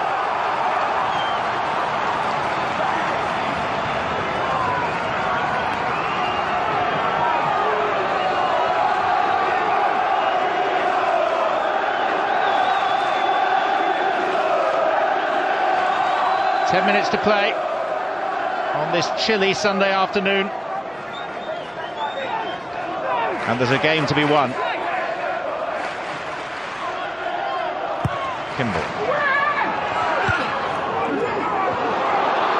Gillespie. Cunningham with the challenge. Beardsley. Super ball. Ginola. There's so much flair in this Newcastle team. And it was such an inviting cross. Rob Lee closest to making the meaningful contact needed. Beardsley swinging it 50 yards to Ginola. Perry helpless against the Frenchman. And you can't criticise a delivery into that area.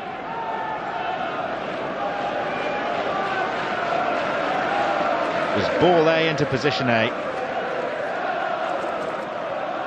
Well, Joe Kinnear would probably take a draw at the end of this, having twice been behind. To say he and Wimbledon aren't greedy for all 3 points.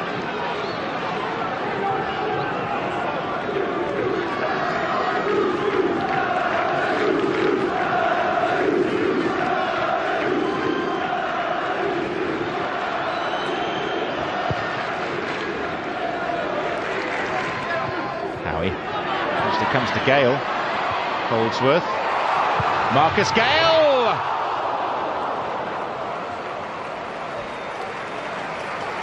Foot away from making it 4-3.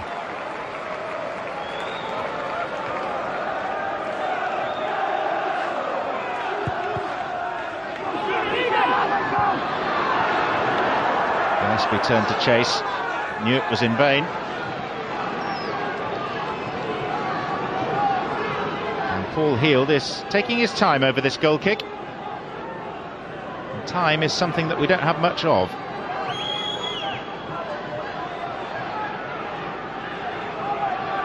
Fog beginning to settle over Selhurst Park.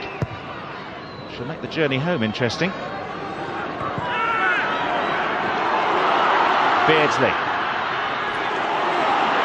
Ginola, one last hurrah maybe for Newcastle. And Gillespie, no one there. Wimbledon survive, Wimbledon escape. And it's looking more and more likely to end all square. There's the whistle, a point apiece after an engaging game that swung both ways. Newcastle led twice, Wimbledon held the lead on one occasion. It's finished level, handshakes all round, it was played in a good spirit, and there were some excellent goals, 2 from Ferdinand, 2 from Holdsworth. It's finished Wimbledon 3, Newcastle United 3. So the point shared in SE19, and Kevin Keegan returned to the North East with a nagging feeling that his side should have done better. His frustration grew as the season progressed, and Newcastle missed out on the title to Manchester United by 4 points.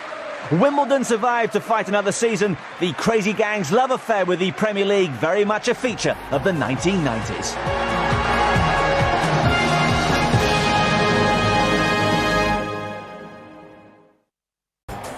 Good spell for Spurs here. This is Chris Armstrong. And Sheringham making a powerful run in the centre. And here is Sheringham. That's a super save of Sheringham again.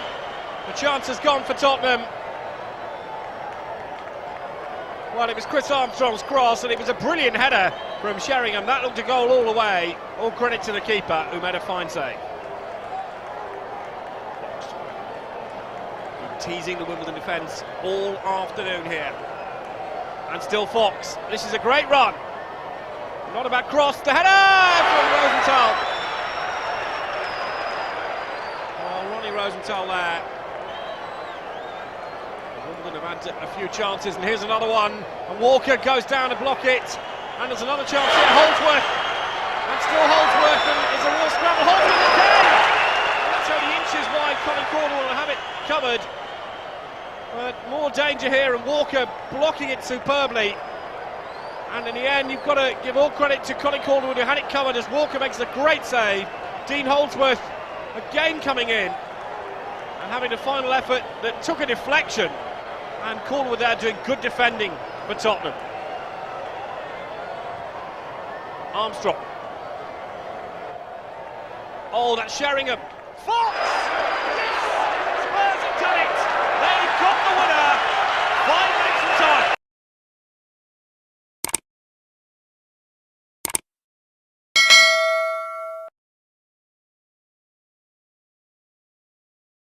So it's Wimbledon to kick off. The team are always very, very difficult to beat on their home ground. The pundits are saying this is going to be quite a scrap. Away goes Duncan Ferguson, roared on by the travelling Evertonians. Goalkeeper fluffs it, and Everall scored! Well, there can be only a matter of seconds gone, and Everton's first move of the game brings a goal. Sagan's fluffed it, and there was John Everall, right on hand.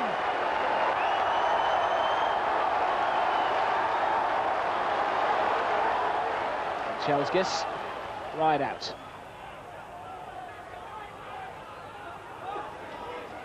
Jackson steadies himself, puts it back into the danger area. Oh, beautiful! Duncan Ferguson hasn't lost any of it.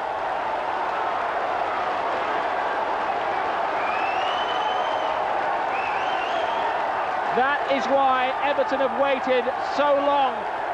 for him to get back into that number 9 shirt. This boy is a bit special. With that goal, point proven.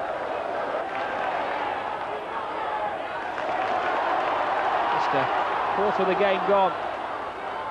Everton tearing Wimbledon apart. Little dummy, and there's the third. Ferguson again. A little more straightforward than his first, but a thumping good finish. Sagers hardly saw it. It's like a foul throw, but the referee lets Finney Jones get away with it.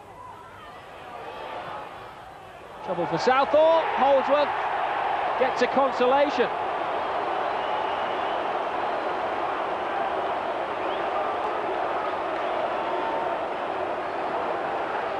Time running out and some very tired legs out there. Earl's flick.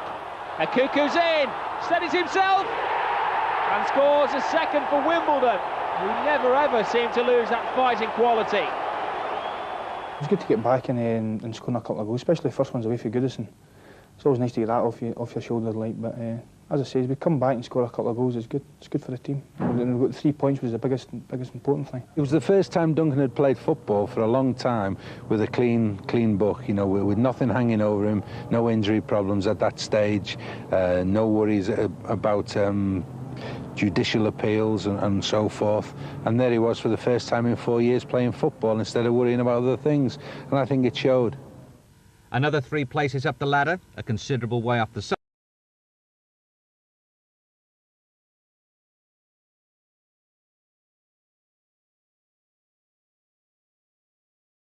Clark looks for some sort of personal hat-trick, a winning goal for the 3rd match running. But he takes his place in a side severely weakened by suspension to Robbie Earle, Mick Harford and Efan Okoku. Vinnie Jones is available but is not selected. But absenteeism makes a reserve's heartbeat stronger, and there's an opportunity here for Steve Tallboys and Neil Ardley. For Manchester United, it's a 4th away game on the trot, 2 in the Cup and 2 in the League. Their team is unchanged, with a continuing starting role for Lee Sharp. The match marks Steve Bruce's 300th League game for Manchester United, and is the first return to Selhurst Park a year on for Eric Cantona.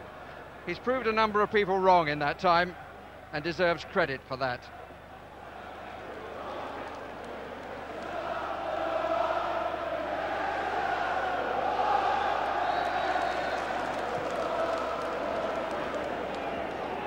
The noise of Manchester United supporters clearly heard at the kickoff, and we have a touch of winter sunshine to warm us. Man in charge is Paul Durkin from Portland in Dorset.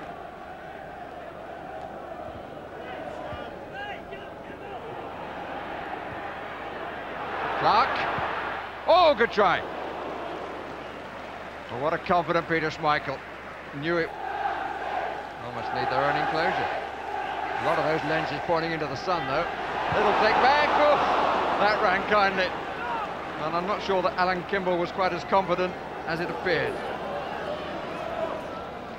Both he and Giggs had to watch it go by. Nice touch, Cantona. Forster running Keane. Good ball, Giggs. But, and here's Sharp. Turned over the top by Chris Perry. United substitute, with Roy Keane moving from midfield to defence.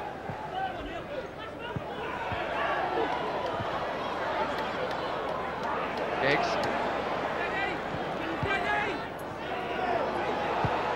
Good running by Beckham. He was well found too, but Beckham not able to take it quite in the stride, and that gave the opportunity for the block.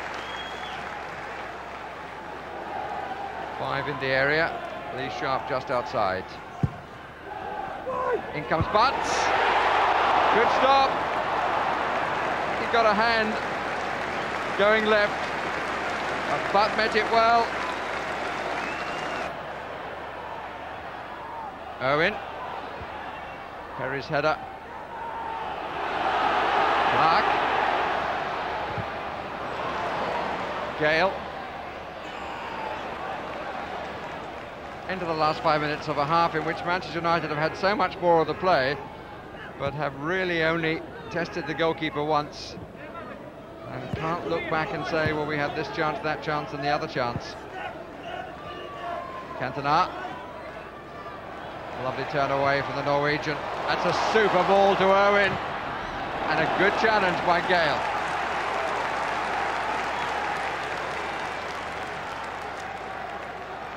Did well, did Marcus Gale.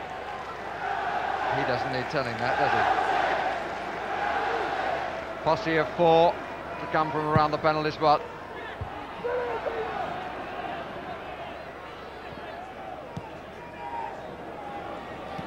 Then is Owen. Cole.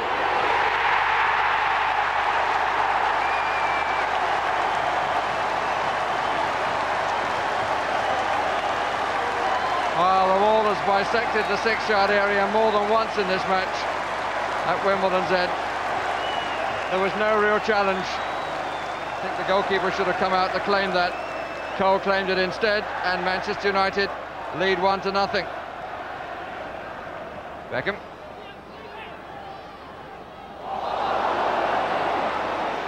Free kick against Gale. For the curl! And he did well to get that out of harm's way. Stephen Tallboys. Butt came in for it. Steve Bruce making his way to the dugout. He's had 10 stitches in that wound in his forehead. The best of headers from Neil Ardley. Cole. Sharp.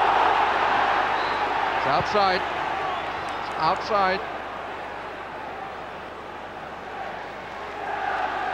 Referee spot on by not making it spot on. Giggs or Beckham? Beckham. And it's in, I think, finally by Perry. Keane will claim it.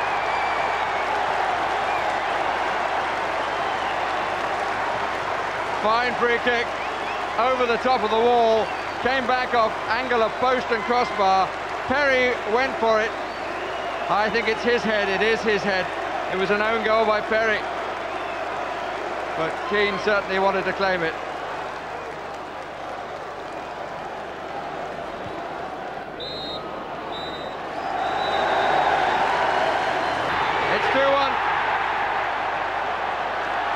Beautifully taken by Dean Holdsworth, but the flag is up on the far side. It's not going to count. It looked too good to be true for Holdsworth, and it was. Took it beautifully around, but there was no player out of the picture to the far side of the goal as we look to play him onside. The goal does not stand. Ball, Cantona, Giggs far side, Cole in the middle, Beckham now square.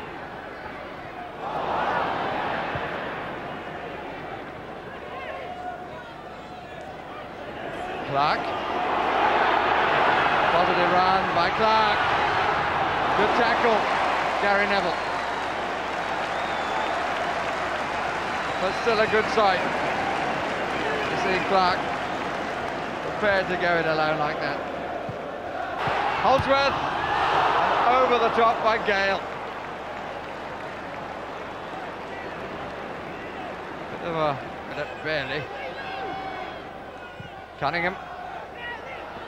Bernardson. Finding a bit too much room in the box, I would have thought, the Wimbledon players, for Alec Ferguson's comfort. It's a corner. Bit of a casual air at the back.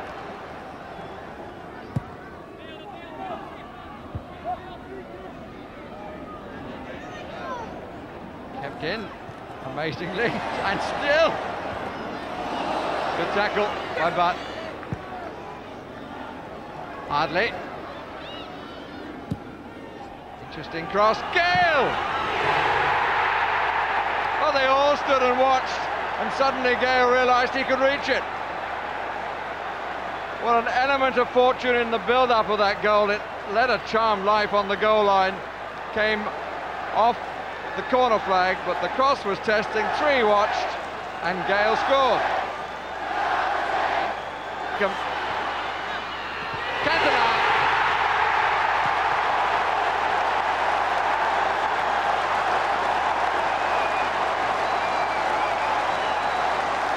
Class from a mature Frenchman and a young Englishman. Lovely ball in, and Cantona guiding it home. Pass and return between the two, and Cantona can enjoy the moment. Needs so many touches, and Cantona points out where the pass should have been made, and it wasn't to him but to Giggs.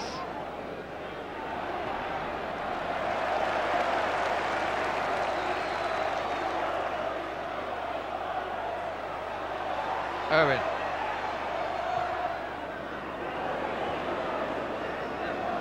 Hangs his head a little bit, the Irishman.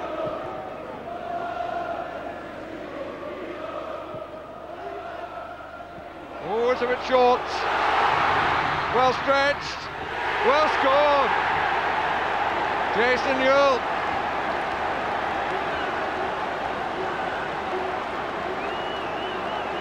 Suddenly the smiles come back on Wimbledon faces. Wasn't a good header by Keane. Jason Ewell did really well.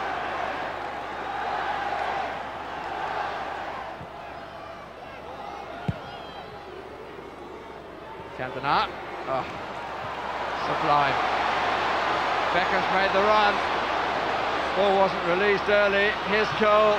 Cantona's far side to the left. This is he.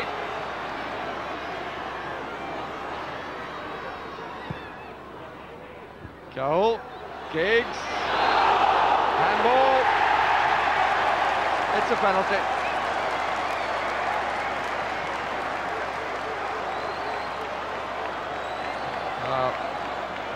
Does he look embarrassed, Cunningham? It's going to be Cantona. Well, you'd put money on it, wouldn't you? Yes, you would. Oh, there surely can be no question. The past has become the past. His return to Selhurst Park has been an afternoon that Eric Cantona has thoroughly enjoyed.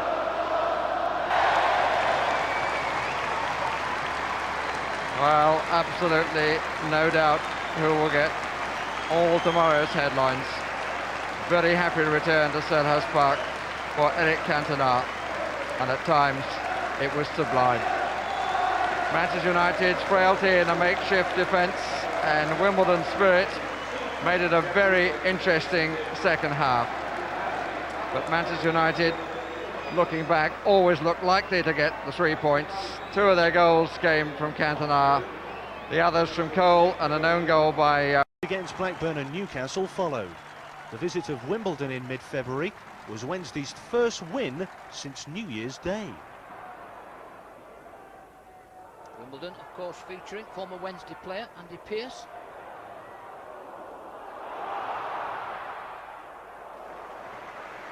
Now Whittingham, rather hopeful from long range there. Really, not really troubling Neil Sullivan. Wimbledon's goal, easy catch. The halfway line. Play with Robbie Earl, who breaks for Wednesday. Marko Kovacevic racing through, just puts it wide. Yard or so in it. Maybe well be a wee bit disappointed with the outcome of that. Real chance, and he knows it. Just to keep it to beat. Graham Hyde it was, incisive ball through. Kovacevic makes the run, one touch, and just drills it wide.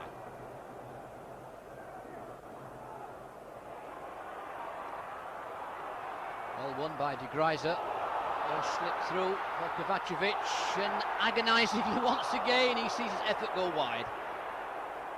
Second occasion during the course of the match. Kovacevic finds himself through, but with the outcome just the same. Somewhat unfortunate there. Can't really be faulted on that occasion. Ball unkind to him. Well knocked up to De Greiser. He really has space. And once again, not for the first time during the course of this match, the ball put wide. Real golden ball through, and I mean, Wednesday certainly will be questioning why they're not in front at this stage. Quick look up.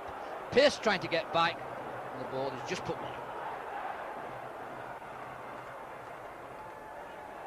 Waddle with the throw in. This is Wednesday. Go towards the Presto stand. Knocked back in. There's De Greiser. Oh, I say, a lovely finish. Delightful finish by the Belgian. The little Belgian finishing off a lovely move. Started on the right-hand side. Really exquisite finishing. Just a glance up. And the outcome never really in doubt. Ball knocked back by Kovacevic. There's De Greiser. Took it first time. Half volley. And Wednesday in front. Whittingham. Here's half clearance. Graham Hyde advancing from midfield. Sullivan doing well. Graham Hyde may be a wee bit disappointed, didn't put the ball away, but it was a lovely opportunity for the little man from midfield. Doncaster lad, of course.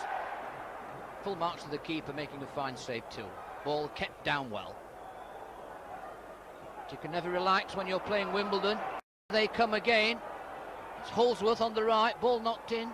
Square ball across the face of goal, and coming in is Marcus Gale, and Wimbledon have equalised. They never give you a moment's peace. That's Wimbledon, true to form, and they're back in the picture. They've equalised through Marcus Gale.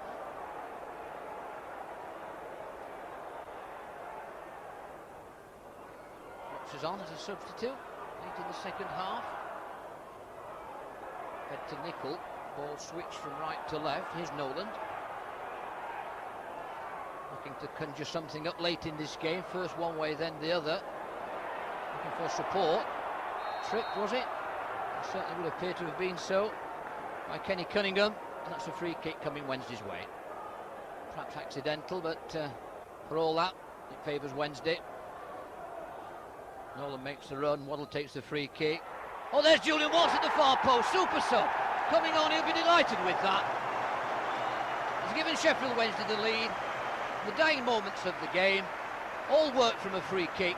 Here it comes, here's Waddle, and here comes Watts, coming on as a substitute. I've not really been settled this season. I've been in and out of the side. I had a run of 6 games at the start of the season, but since then, it's been sort of playing a bit part really. So it was nice, to come in today. I mean, I only got 10 minutes, but I did manage to grab a bit of the glory. Some excellent chances first half. And the lads came in at half time and were disappointed that the game could have been dead and buried really. It could have been 2 or 3-0 and we could have been coasting, but that wasn't the case. And Wimbledon made it a battle for us like they always do. What instructions did David Pleat give you when you came off the bench? Did he say go on and get the winner? Funnily enough, he didn't know. I think he might have given those instructions to Mark Bright, but not to me personally. I think he just, a pair of fresh legs, go on at full back, get forward and hopefully create something. And Chris Waddle's put a magnificent cross in, which has gone over everybody, including their defence, and left me with virtually a free header at the far post. Famous old club, an award-winning new stadium, and a team turning back the clock. Promotion into the Premiership as realistic a target as a place in the last 8 of the FA Cup. Well, striker Andy Booth wasn't born when Huddersfield dropped out of the old First Division 24 years ago, but 43 goals in a season and a half are helping to reawaken this sleeping giant. And 2 familiar names in Huddersfield's lineup. Number 5, Lee Sinnott, played for Watford in the 1984 FA Cup final. And number 8, Lee Makel, who made half a dozen appearances in the Premiership this season with Blackburn. Wimbledon are seeking their second FA Cup win in the space of 5 days, with the same team that beat Middlesbrough 1-0 in Tuesday's replay, with Mick Harford again asked to fill a role in midfield.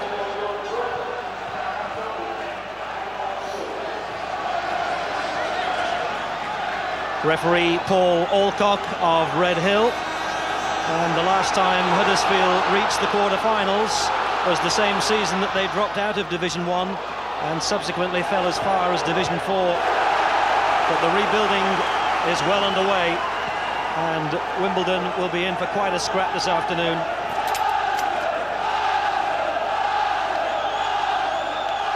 Cowan to lift this first throw deep into the penalty area. Bullock comes underneath it. Darren Bullock and his mark is Rowe. What a dream start. And what a mistake by first Chris Perry and then Neil Sullivan.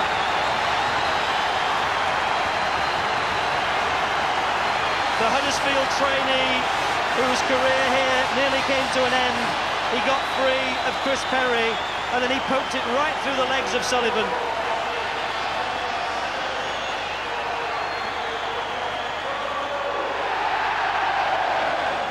Koku.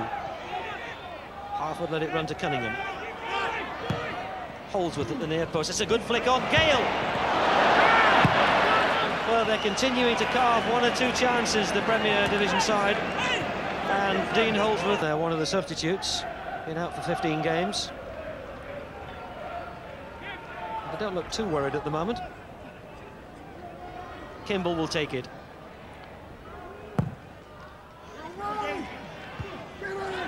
Leonardson hits it very well. Cracked off the woodwork, and that's as close as they've come. The Norwegian international came initially to Wimbledon on loan, and then the move became permanent. He'd beaten Francis, but didn't wake the woodwork.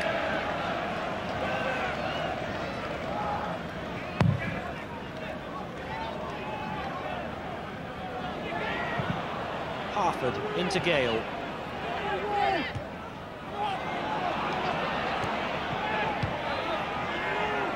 Just not able to get the ball to the front players at the moment, Huddersfield. Koku. Well, that's a great ball in by Kimball. Harford stretched. Didn't make contact. And still they're a goal down, Wimbledon.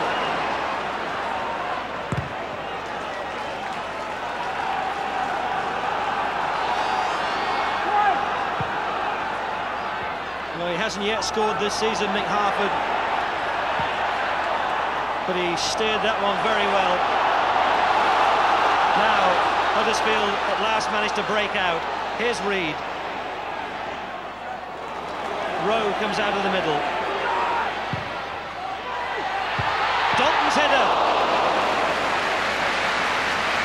Well, he smiles, he met it quite well. Well, it's ruled out.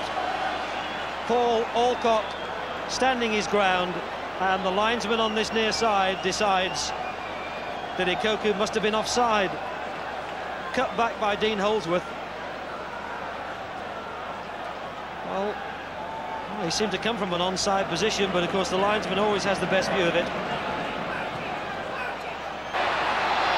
Made room for himself. Ikoku, shot was blocked, and again, and blocked a second time. Huddersfield continue to live very dangerously, and here's Booth, gets away from Reeves. And it was Chris Perry, the other centre-back, who got in the telling tackle.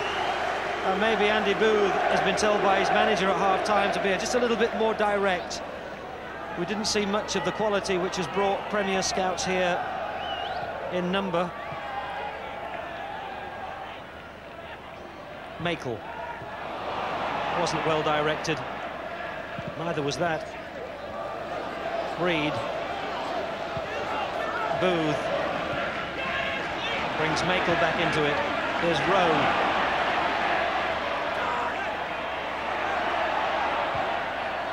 Gale put it out, so Huddersfield have the corner. Well, Wimbledon have needed replays in each round of the Cup so far.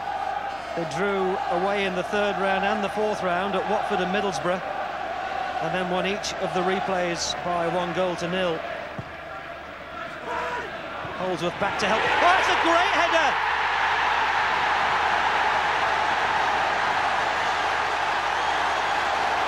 Huddersfield lead by 2-0, and would you believe it, it's the left-back Tom Cowan. What on earth is he doing popping up there? A real stunner for Wimbledon, and a super goal. He got airborne early, and he redirected it perfectly. A player who they signed from Sheffield United. He spent 3 seasons with Rangers up in Scotland, although he was never a regular choice for the Rangers' first 11. That's his 3rd goal of the season, and what a corker. Leonardson, well, that was the chance to knock the confident smile off the face of Huddersfield. Again, Wimbledon do everything but score, and surely Leonardson should have done. And as an immediate response to that second Huddersfield goal, it couldn't have been better timed. Well, Huddersfield have been in the quarter-final of the FA Cup only twice in the last.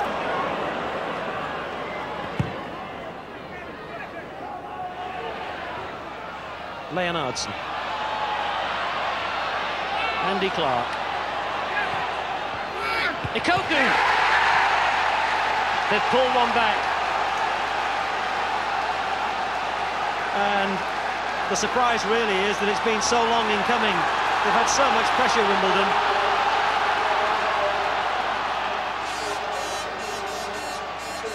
And Ikoku with that goal in the 65th minute.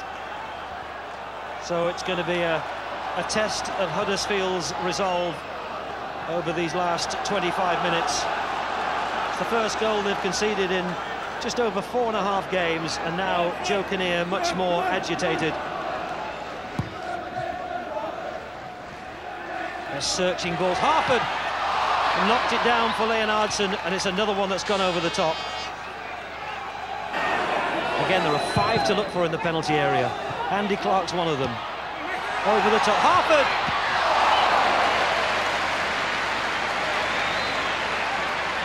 Well, Wimbledon will pile on the pressure. Here's Leonardson, well struck. It's stuck, that was the important thing for Steve Francis. 1 or 2 have squirmed away this afternoon.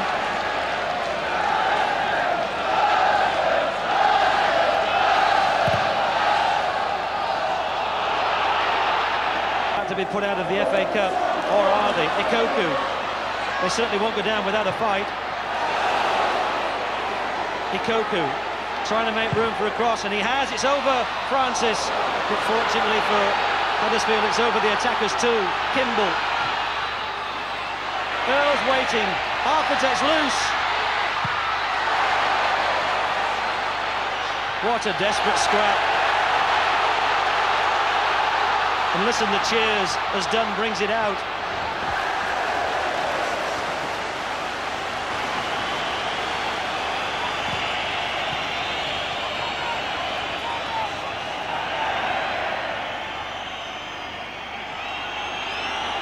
Well, he's adding plenty of time. We're into a 3rd minute of stoppage time. But there were 2 quite long breaks for injuries to Huddersfield players.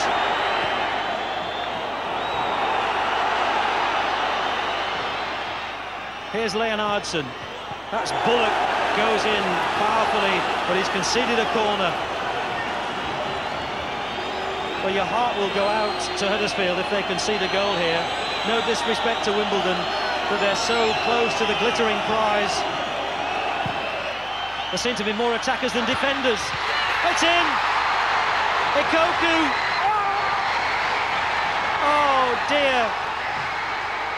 Well, you have to say credit to Wimbledon, really. There was nothing left on the clock, and they just put virtually everybody into that penalty area. There were more red shirts than striped ones. And Francis came, and there were just too many players in front of him. He didn't get it.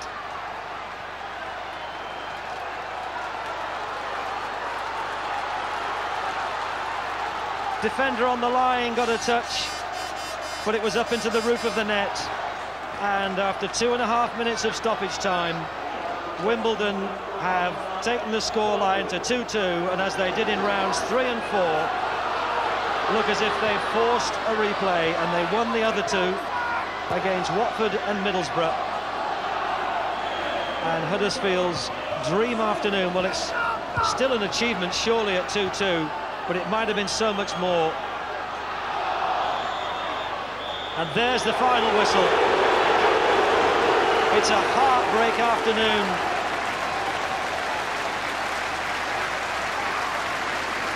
They scored early in each half, Huddersfield.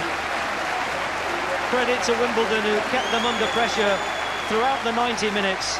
And in the end, it was that pressure that told. It was just a corner too many, really. And Wimbledon pushed everybody forward, everybody but the goalkeeper, it seemed. And Ikoku's second goal of the match gives Wimbledon a draw that just didn't seem likely. Cup, and the familiarity was already starting to grow. But hang on, Ken, don't forget to check your pockets. With the crazy gang in town, you never know quite what to expect. Here's Leon Nodson again. Good run. Chance for Earl. Just couldn't quite get over it. Ikoku. Goodman's there. Harford off the post. Well, Wimbledon have had the better sight to goal. This is Leon Nodson. But they've been unable to find a way past Kevin Hitchcock. Jones will take the free kick. Earl's there, and the ball's in. Robbie Earl for Wimbledon. 9 minutes of the second half gone. Wise. Being chased by Jones. It's gone in a useful cross though. Furlong. Oh, so unlucky Hughes. Chelsea level. Mark Hughes owes a big debt of gratitude to Paul Furlong. Stretching beyond Perry to connect with Wise's cross. Hughes' task was easy.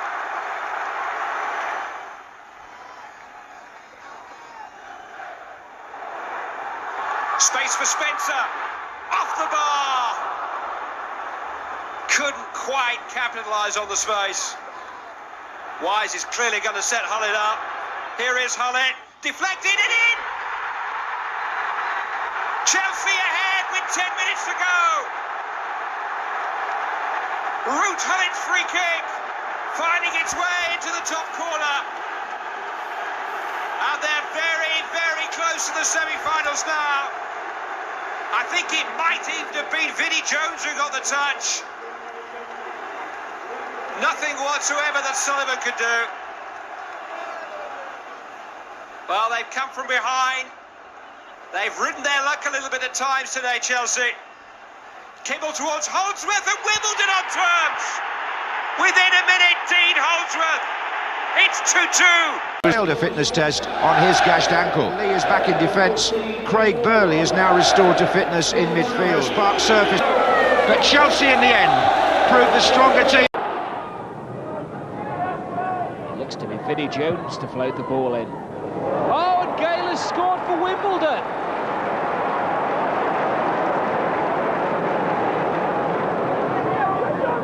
Pity on this one. There's no Vinnie Jones, but there is a Hinchcliffe and Limpar who plays it in, and Short's equalised. A quarter of the game gone, and it's 1-1. Couch has had an excellent game, buzzing around everywhere. It's still buzzing. Can he sting the Dons? Good cross. And Kanchelskis with a rare header.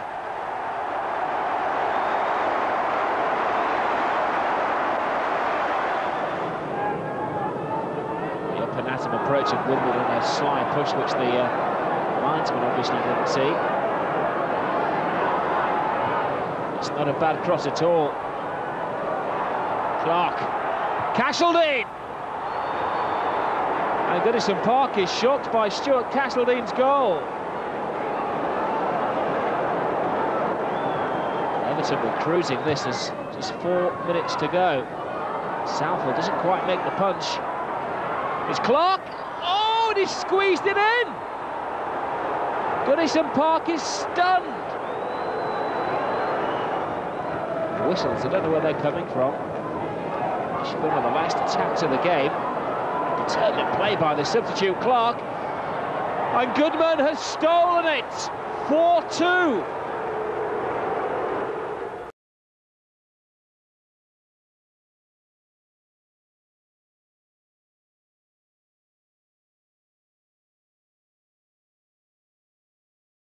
Julian Dix, on best behaviour and scoring goals, has become an inspiring leader for West Ham.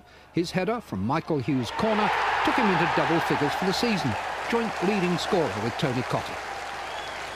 4 minutes later, his opposite number, Wimbledon skipper Vinnie Jones, hammered back a Mark Reaper clearance. The deflection certainly helped. Still nearly 80 minutes left, but no one could emulate the two tough guys on a of a disappointing Manchester City. Their stirring contribution to the Main Road derby quickly forgotten. Michael Frontek's careless mistake suitably punished by a combination of Kenny Cunningham's fine cross and Robbie Earl's matching header.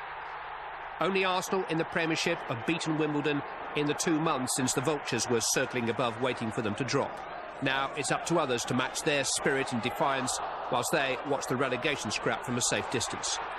Earl scored again to keep Manchester City's name in that unlucky dip. Word has it that Sam Haman will reward his troops with a trip to Gambler's Paradise, Las Vegas. Marcus Gale and finally Effen Okoku formally closed the book on a Wimbledon relegation season. Watch out Nevada, today Crystal Palace, tomorrow Caesars Palace. Now chip forward to Shearer. Great first touch. Shearer hits one. You won't see better than that. Alan Shearer. His first touch was delectable from Wilcox's ball, and his second was venomous.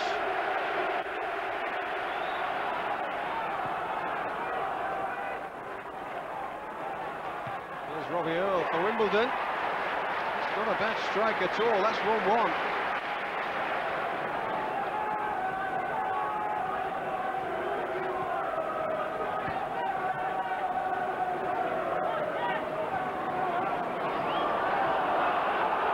Shearer stolen it.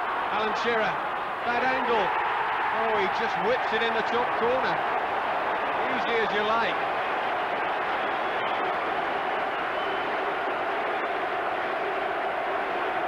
This is just tremendous finishing. The angle was tough, so he just lifted it high into the corner. The keeper had no chance.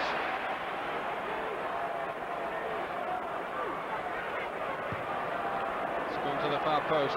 Gale's up there for Wimbledon. And he's equalised. It's 2-2 and Rovers can't shake them.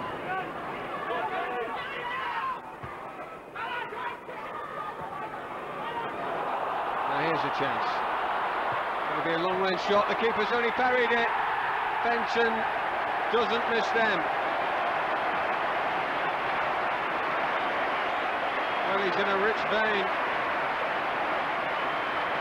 McKinley's shot was only parried by the keeper.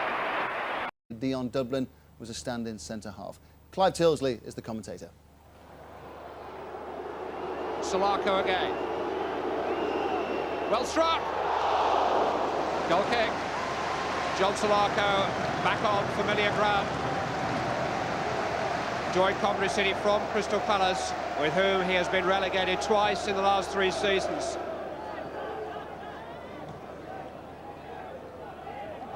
Barrow's got up very early and was hanging about on the back of Andy Clark.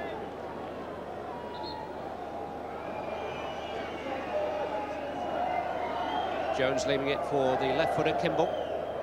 Towards Okoku! Well, he beat Agrizovic to the punch, and his header just squirted over the crossbar. Goalkeeper committed. Had to be to the ball first and wasn't. Telford to Solarco. Pickering going forward. Here's Whelan. Seen off by Perry. It's a really good contest by 2 outstanding young players. Solarco will take the throw. This is Telford. Solarco. Whelan! post from Unlove. Sullivan never moved. Peter Unlove hit the inside of the post. Marcus Hall. That's another good cross. There's Salako! And that hits the crossbar. Salako. Hall. Telfer.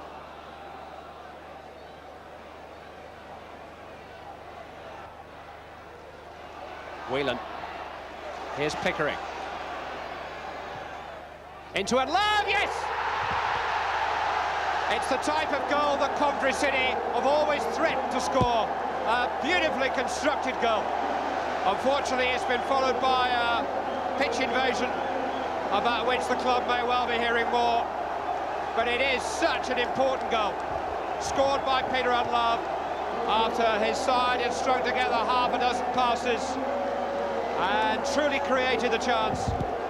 Unlove's first goal for nearly 5 months. It was a boisterous invasion. Gordon Strachan has come over now to try to make sure it doesn't happen again. And that's over. Best chance Wimbledon have had so far. Dion Dublin, who has adapted to his new role superbly this afternoon, caught out for once.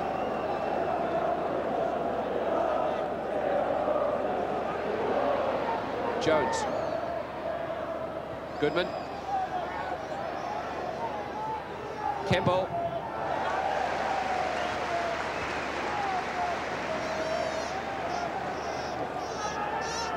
Kimball doing a fair Jones impression with the header, with the throw-in. Harper with the header down to Jones. Good save.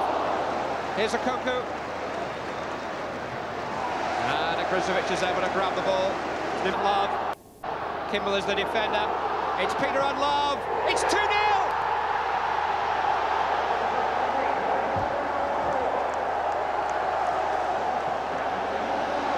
Peter Unlove's second goal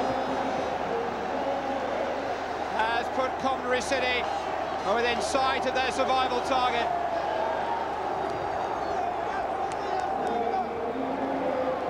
Salako.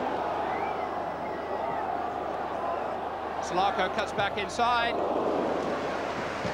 Trying to finish it off himself. The final whistle blows.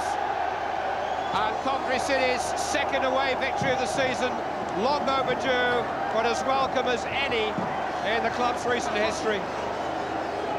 So